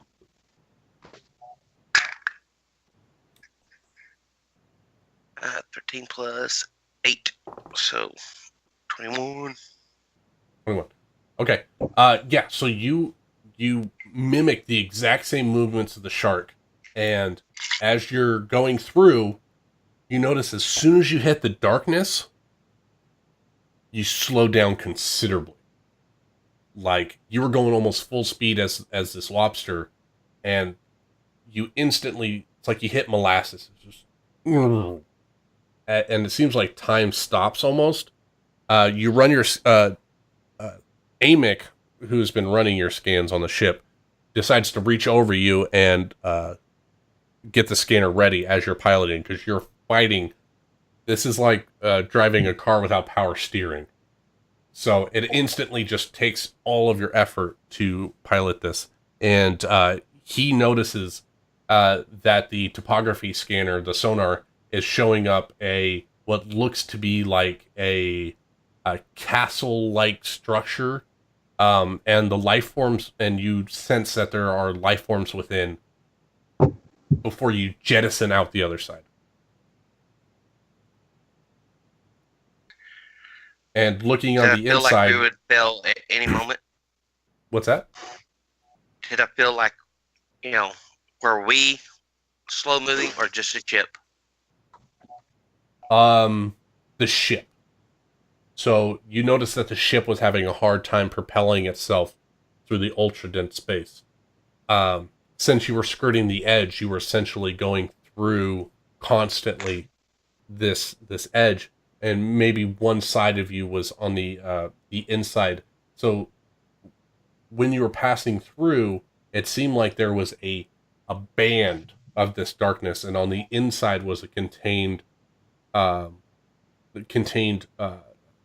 water similar to that was on the outside of this darkness.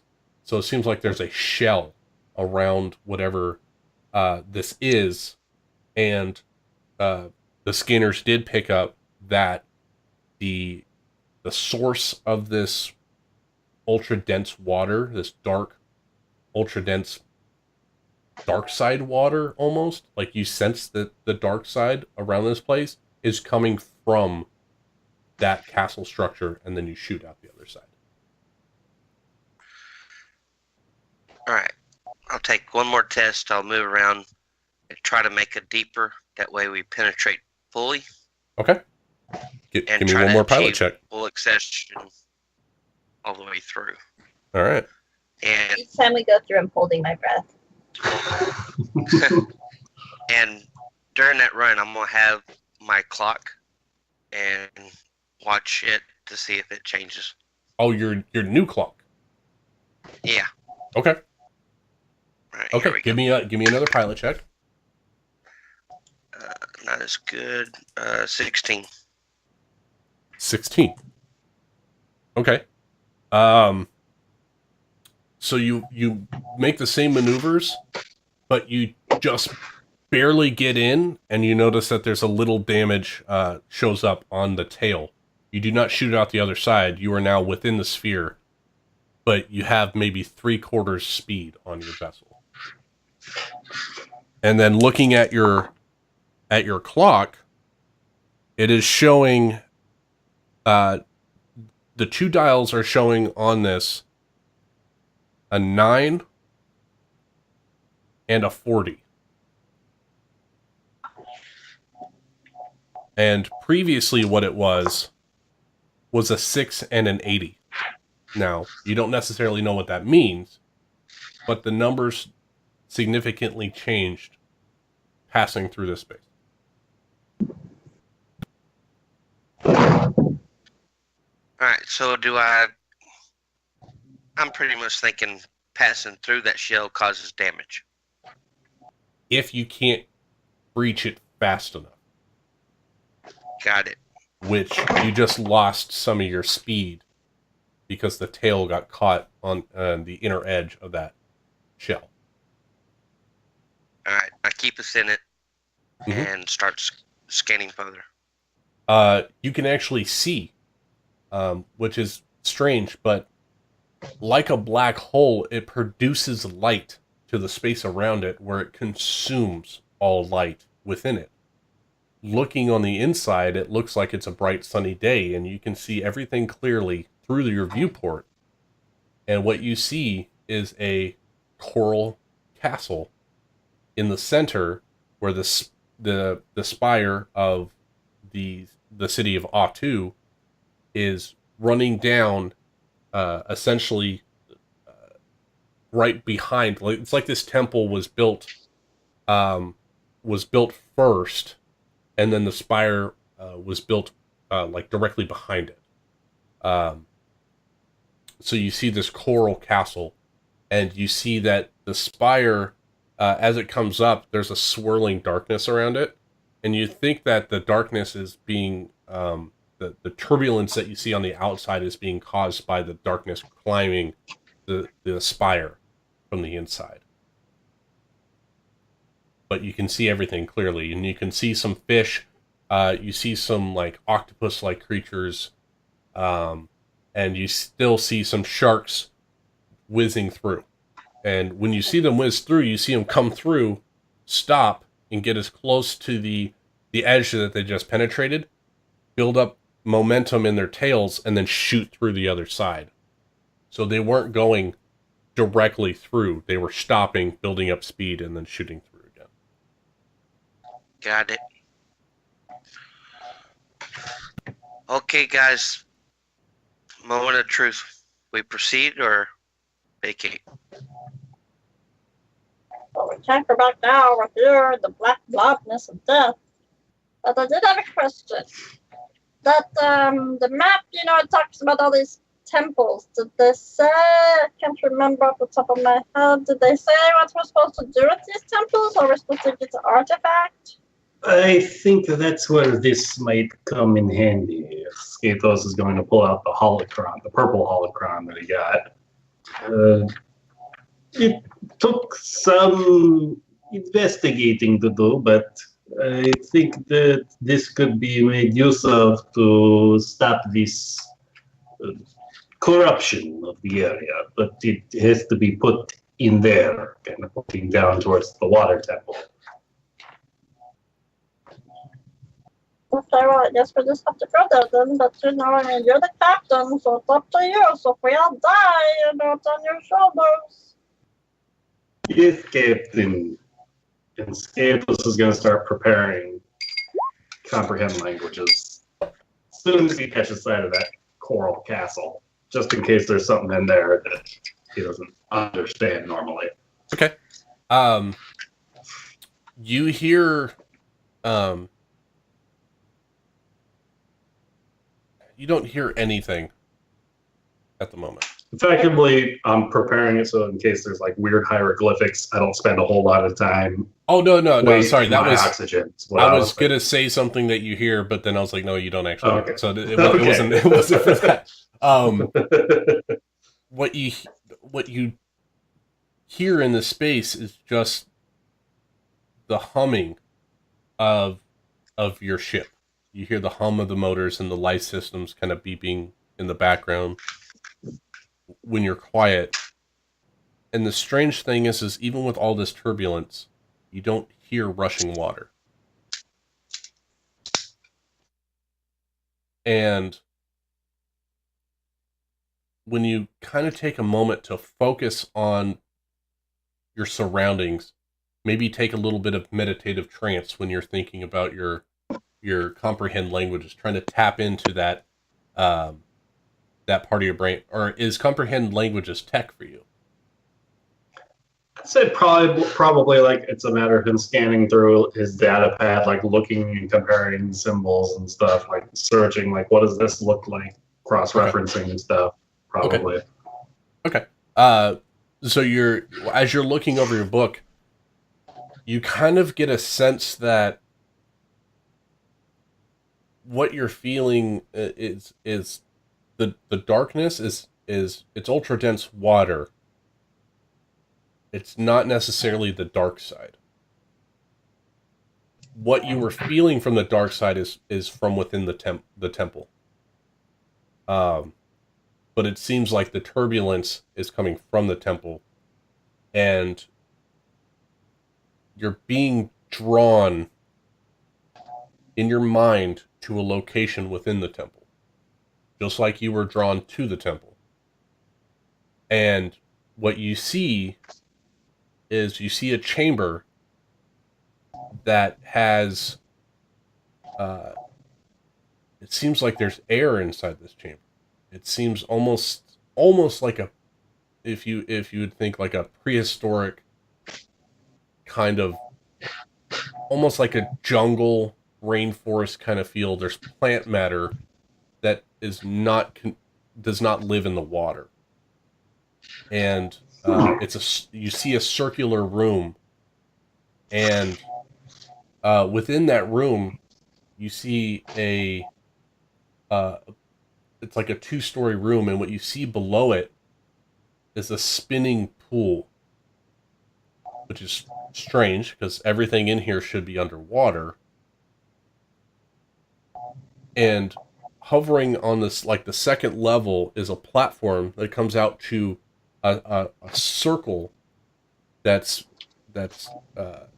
held aloft by the platform above this pool, and below this platform are these crystals that are forming, and they form down, and it almost looks like ice because they're dripping down into this pool, and they drop in, and the pool is spinning. Atop of this round platform, you see an engraved column that has a let me check my colors here. Where are you? I got colors for these things. Hold on. No, don't do this to me, Google. What you see is a brown colored holocron. And you notice that it is emitting light as well as the pedestal that it's sitting on. And it almost seems like they are intertwined together, as far as the light's concerned. You can't tell which one's emitting which color light. There's a white light and like a purple light coming from these two devices, and they're intermixed. And you see that the brown holocron is slowly spinning in a circle above this pedestal. And right before your vision fades, you see a large statue that is providing this light to the holocron, and it looks like a statue of a tormented Jedi Knight that has its arms bound around its waist, and it looks like it's got a screaming maw, but the light is coming from that maw directly onto the holocron. And then your vision comes back, and you have your comprehend languages.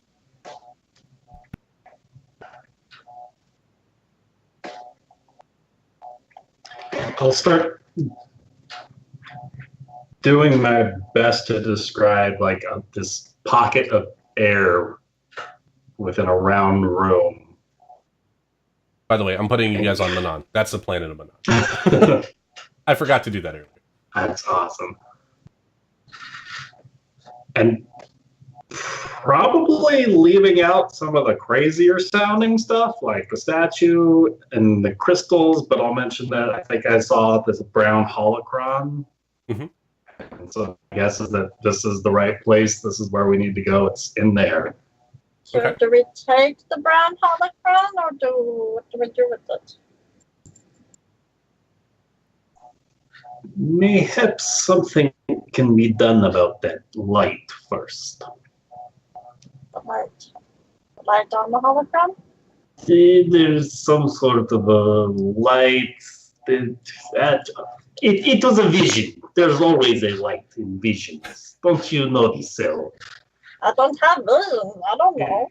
Perhaps when we go there and we observe the situation firsthand, we will have a better idea of what we'll be doing there. Obviously. Yeah, just ask them. Oh my god, okay, we can go explore and look for the light. Follow the At light. the very least, don't blow anything up before we get a good look about the place. Agreed? Guns. All I have is this rusty piece of stick that I found. Don't touch anything else with it. It seems to be very volatile with this water. You saw what it did to the poor man at the rental car company. I didn't touch the fire. I just said it was You touched his gun with that sorcerer staff and it detonated. I saw what you did. We'll talk about that later. It's not important right now. All right. Keep it away from me. Don't poke me with that. Okay, so I'm looking for an entrance. Yep. And looking at the Coral Castle, and what you see is it sprawls out, and it comes to a taper on each end, and it seems like it's relatively round on the ends. And then what you see is almost like a conch shell, where it kind of spirals up to a point at the top. So it seems circular, and then it looks like it's got a couple more spirals. And on the center of that circle is an opening that looks like a grand doorway. You assume that that's probably the only entrance. Big enough for the ship? To get closer. Dun, dun, dun. Okay, I'm gonna move in closer. Okay. As you're getting closer, you're all starting to feel as you get closer the conflict in this space. You didn't really feel conflict before, you just felt the rage and the hatred and the turmoil. It feels like the racking of the body, but as you get closer, it starts to feel like conflict. It's uneasy. It feels like you want to be mad, but at the same time, you're being soothed. You're being calmed. It's very unsettling. It's very tossy-turvy. As you get closer and closer to the entrance, you definitely can land your ship in there. Guys, I think I might be seasick. Okay, I'll maneuver us in, find a safe spot. So you come into this grand entryway. Oh, go ahead. Get those. Perhaps we should set up some sort of a safe word or something. Is the last time we felt something like this, our comrade friend was trying to overtake our minds. And so perhaps if we find ourselves in the same sort of situation, there's a code word that we could use that one another could realize that something's trying to corrupt our mind. Oh, I've used this before. It's called bucket. A bucket, Bucket? Sure. certainly. Close. That's right. That's a word. That's a word we could use. And I mean, what's the chances of us seeing a bucket down here that we had to point out? I was going to say shiny pebble, but then I was worried. What if I saw a shiny pebble? So that's a good word. So with the bucket code word, you pull into the entryway of this grand hallway, and all of the spires are curved coral, and they are spiraling. You see kelp, and you see things dragging down the walls of this once great temple is now collapsing into ruin. Very different than the stark white of the city of Atu. And as you go to land the ship, you see 1,000 buckets. No. So, Oh no! no, Turn around, you mean? turn around. No, so you go to land, and you all get a sound in your brains. Not all of you, sorry. Skathos Oh, gets a sound in his brain. Don't disable the ritual. I need it. Bring me the holocron. And what you see when you enter is something very similar to Skathos' vision.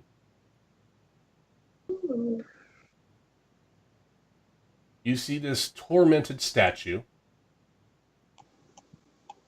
and don't mind the birds. There's no actual birds.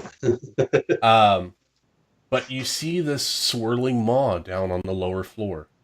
You see the crystals rise up. You see this pedestal, ornately carved, with a brown holocron.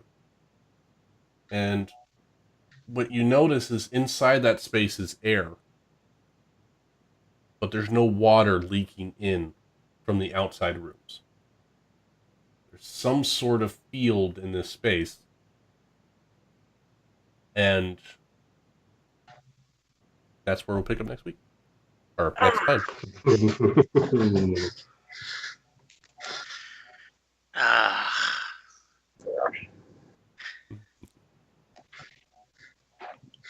That's a good idea. I was in this place. I'm feeling very comfortable. Skathos isn't insane, and he actually did see all these things. Makes you wonder maybe where they're coming from. Yeah, I'll say. But you don't know if it could be the Force guiding you to something you must destroy, or a dark side Sith Lord that is telling you to get something for him. Because Skathos is the one that's having the visions, and he's the one who made a pact with a Sith I have Lord. no idea about it. All we know is Bucket. Yeah, he had somebody talking to him, and he didn't yell bucket.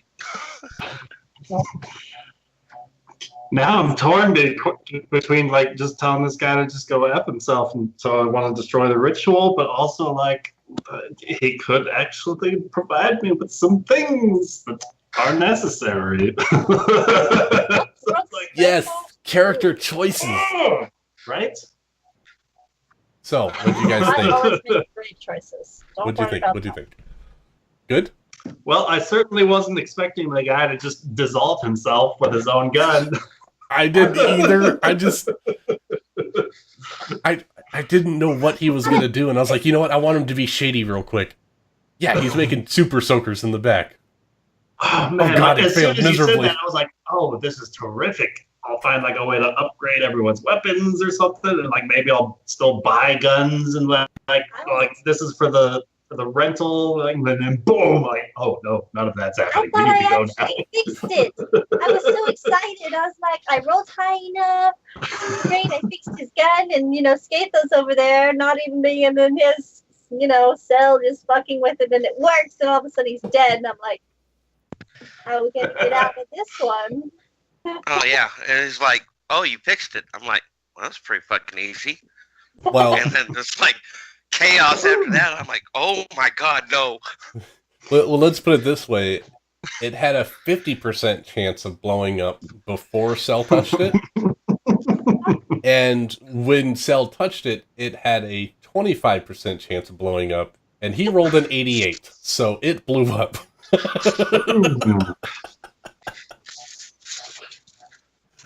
So Cell Like, oh, significantly helped, but it still blew up. not enough. Oh, And then If- she's like, if- okay, I'm invisible and I can flee from this crime scene right now. I'm gonna go Make me dump invisible water. and I'll dump a flask of water on this fire. okay, I love it. my plan was to make it look like all of us left the facility. Like, we left it. We had nothing to do with it. And then, like, in my head, I'm like, okay, so we left it. The place we just left blew up. So we turn around and we're like, oh my god, this place is on fire. What do we do to help? And I'm like, apparently it's not good to throw water on things when you're on a water planet. Well, I mean, you For guys don't know whatever what's gonna. reason, You guys don't know what's gonna happen when you guys get back on planet once someone reviews the footage that you guys walked in, and literally 30 seconds after you walked out, it exploded. and it exploded once before we walked out. Yeah, right. So, like, after we walked out, I was like, oh, wait, why did I let Cell talk us into this? It blew up once already, and the camera footage on the outside will show them. It was a fun plan. Don't Yeah, you no. enjoy it? It's fun. It's a great We're plan. not returning the vehicle. We are going to land right next to the ship. Well, We- you guys we should really do. pause. You have a cargo bay in your ship. We So just get on the ship and you Oh, could just there take you the go. lobster creature right up into the ship. If it makes it out of Yes. the swirling darkness of doom, we survived could- this. have an underwater vessel that you could have. Heck, With yes, the we top will. hat. I want to That's picture good. a little Jawa in a little duck outfit next to a lobster in a top hat now. That's going to be the symbol of our Jolly Roger. A Yes. lobster with a top hat. With a rubber ducky on the back going, yeah. Yes.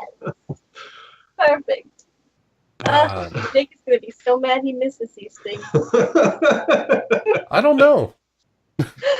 I don't see Nick as one for enjoying pure chaos.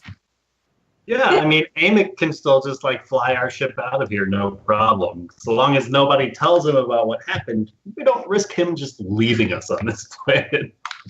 I as soon as you guys left the ship, I asked Nick. I said, "So you're alone on the ship. Do you want to take it and leave, or are you gonna wait for it?" He said, "I'll wait." That would be great. We come back. Where'd the ship go? Oh, Gonna make fuck. him regret that choice. As long as you guys don't get into the pokey. Oh, Now, I It's can a good thing imagine that- us Go ahead. driving into the ship, and he goes, "Well, how'd it go? Yeah, not a hitch. Nothing went wrong." no problem. Well, he's in the lobster with you. Yep, he's here now. Oh, that's right. You drug him with us. Yep. Yep. Just in case he shows up. Otherwise, he's But, staying in the lobster. Yeah. How are you liking the Ryan? How are you liking the old double? I'm so Nice. torn on the inside.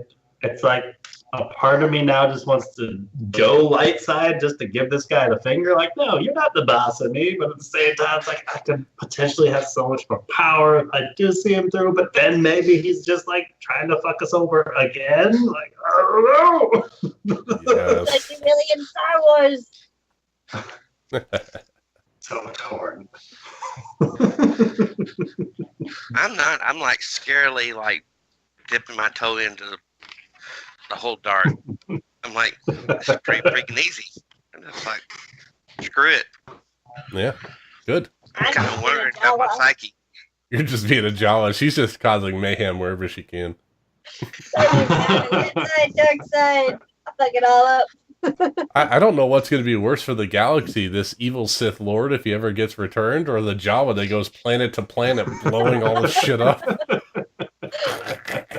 Going to find out. She is a gremlin. Maybe she adopted a little bit more of that darkness from that helmet when she got possessed than people realized. What's in my brain? No, she is a gremlin. We fuck up and beat her after midnight. It's You over. sent me. Here I am. Bucket, bucket, bucket. Bucket. I hope that next week we get to make use of the bucket phrase, and Nick will have no idea what we're shouting bucket. for. Well, next week is Misthaven. It should That's right. God. Next session. I'll be there. I'll be sitting behind you. Oh. She's gonna cheat. She'll be right here. She's gonna cheat. So if you guys see her turning around all of a sudden, Cheating. no. You'll be able to see her in the Skype cam. You could just look at your own picture. Turn around, Amanda. I might have to turn my whole setup around so that my monitors are facing that because her camera will be facing this way. Oh no! I'll put the camera on the side or something, or I won't use the camera or whatever. We'll have to We'll figure it out. Or you have a laptop, I can go in Mom's other living room. Well, I'm glad you guys liked the session. Yes, it was so much fun. I feel like we've been so deprived from D&D after quitting Tuesday games and being like off and on Sundays. It's like part of me has been missing, and I'm like, Oh yeah, me too. I had to join a game on Thursday, so I noticed that there was a stream, and I'm like, what is he? Is he cheating on us? Like, what's I happening? am. I'm cheating with Dylan. Dylan? With Dylan, yeah. Oh, that's right. You missed the whole conversation at the start of the session. Oh yeah. So I'm running in a campaign with Dylan. Dylan's running the campaign, and I'm playing in it on Thursday. Exciting. I'm so glad to hear about him still. Like, it's like we're a little family, and like every now and then you're like, he's still alive. Oh. If you go and watch the VOD or the YouTube, you might not want to let the little ears listen. He's addicted to The Office already. I think it's worse than The Office. It's not necessarily a lot of cussing. There was just some very adult subjects going on. You get guys in the room together, it's bound to happen, right? I mean, we got one lady that's she's a sweet Asian girl, and she loves to draw, and she started drawing penises on her side of the board, and I was like, oh no, I can't do that. And then we started going in jokes about different types of cannons based on her penis pictures, and yeah, it was bad. A lot of incest jokes. Yeah, pretty bad. These things happen. Yeah. I'll make sure he's dead asleep if I watch it.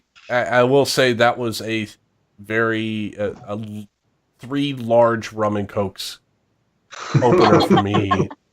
So it might actually be quite fun to watch. It might be quite fun to watch. Entertaining. But at the very least, I'd say check out the VOD just to check out the tabletop simulator. Yeah, gonna have to check that out. Really cool. Depending how next week goes, there might be a big reveal for you guys about something I've been working on. Tune in next week. Oh, that's right. We left off with the Requisitors going down the street, and we duck into that house, right? Yes. Oh my god, I really need to watch. It's been way too long. Mom brain just everything's gone.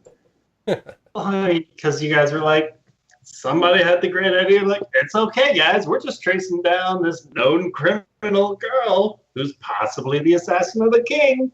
Don't mind us. Name drop. Hey, Requisitors, we need some help. True thing, guys. Fire and death. I don't remember any of that. That's bad. Well, it's probably because you fell off of a 4-story building and you hit your head. Spaghetti. Like, that's literally my last memory. Oh, jeez. Yeah, I'll roll another character. We'll see. I don't know what I'm doing this week. Nick needs to come back. We need some Okay, I remember now. Okay, there was that whole chase. guidance. Yeah. Half the party fell off the roof. Another party was also chasing this girl. There was like some carny folks on the roof and like 24 packs of dogs. So many dogs. Like everyone kept rolling 6s, I think was the number. And food carts. Food carts. Up on a roof. I won't apologize for the food carts. No, it brought hilarity. I agree. Oh, absolutely. One of the least dexterous people was like, "Oh, I'm going to do this flip over this food cart, steal an apple," and then like, wham! I hit a fence. Not once, twice. Actually, I think even 3 times. Yeah. I was determined. Every single time I tried to dash, though, because everyone else is successfully dashing, Every single time I Everyone else doesn't have to dash, and they're still going like 3 times your speed. it's true. Uh, It's All all right, coming back guys. to me now.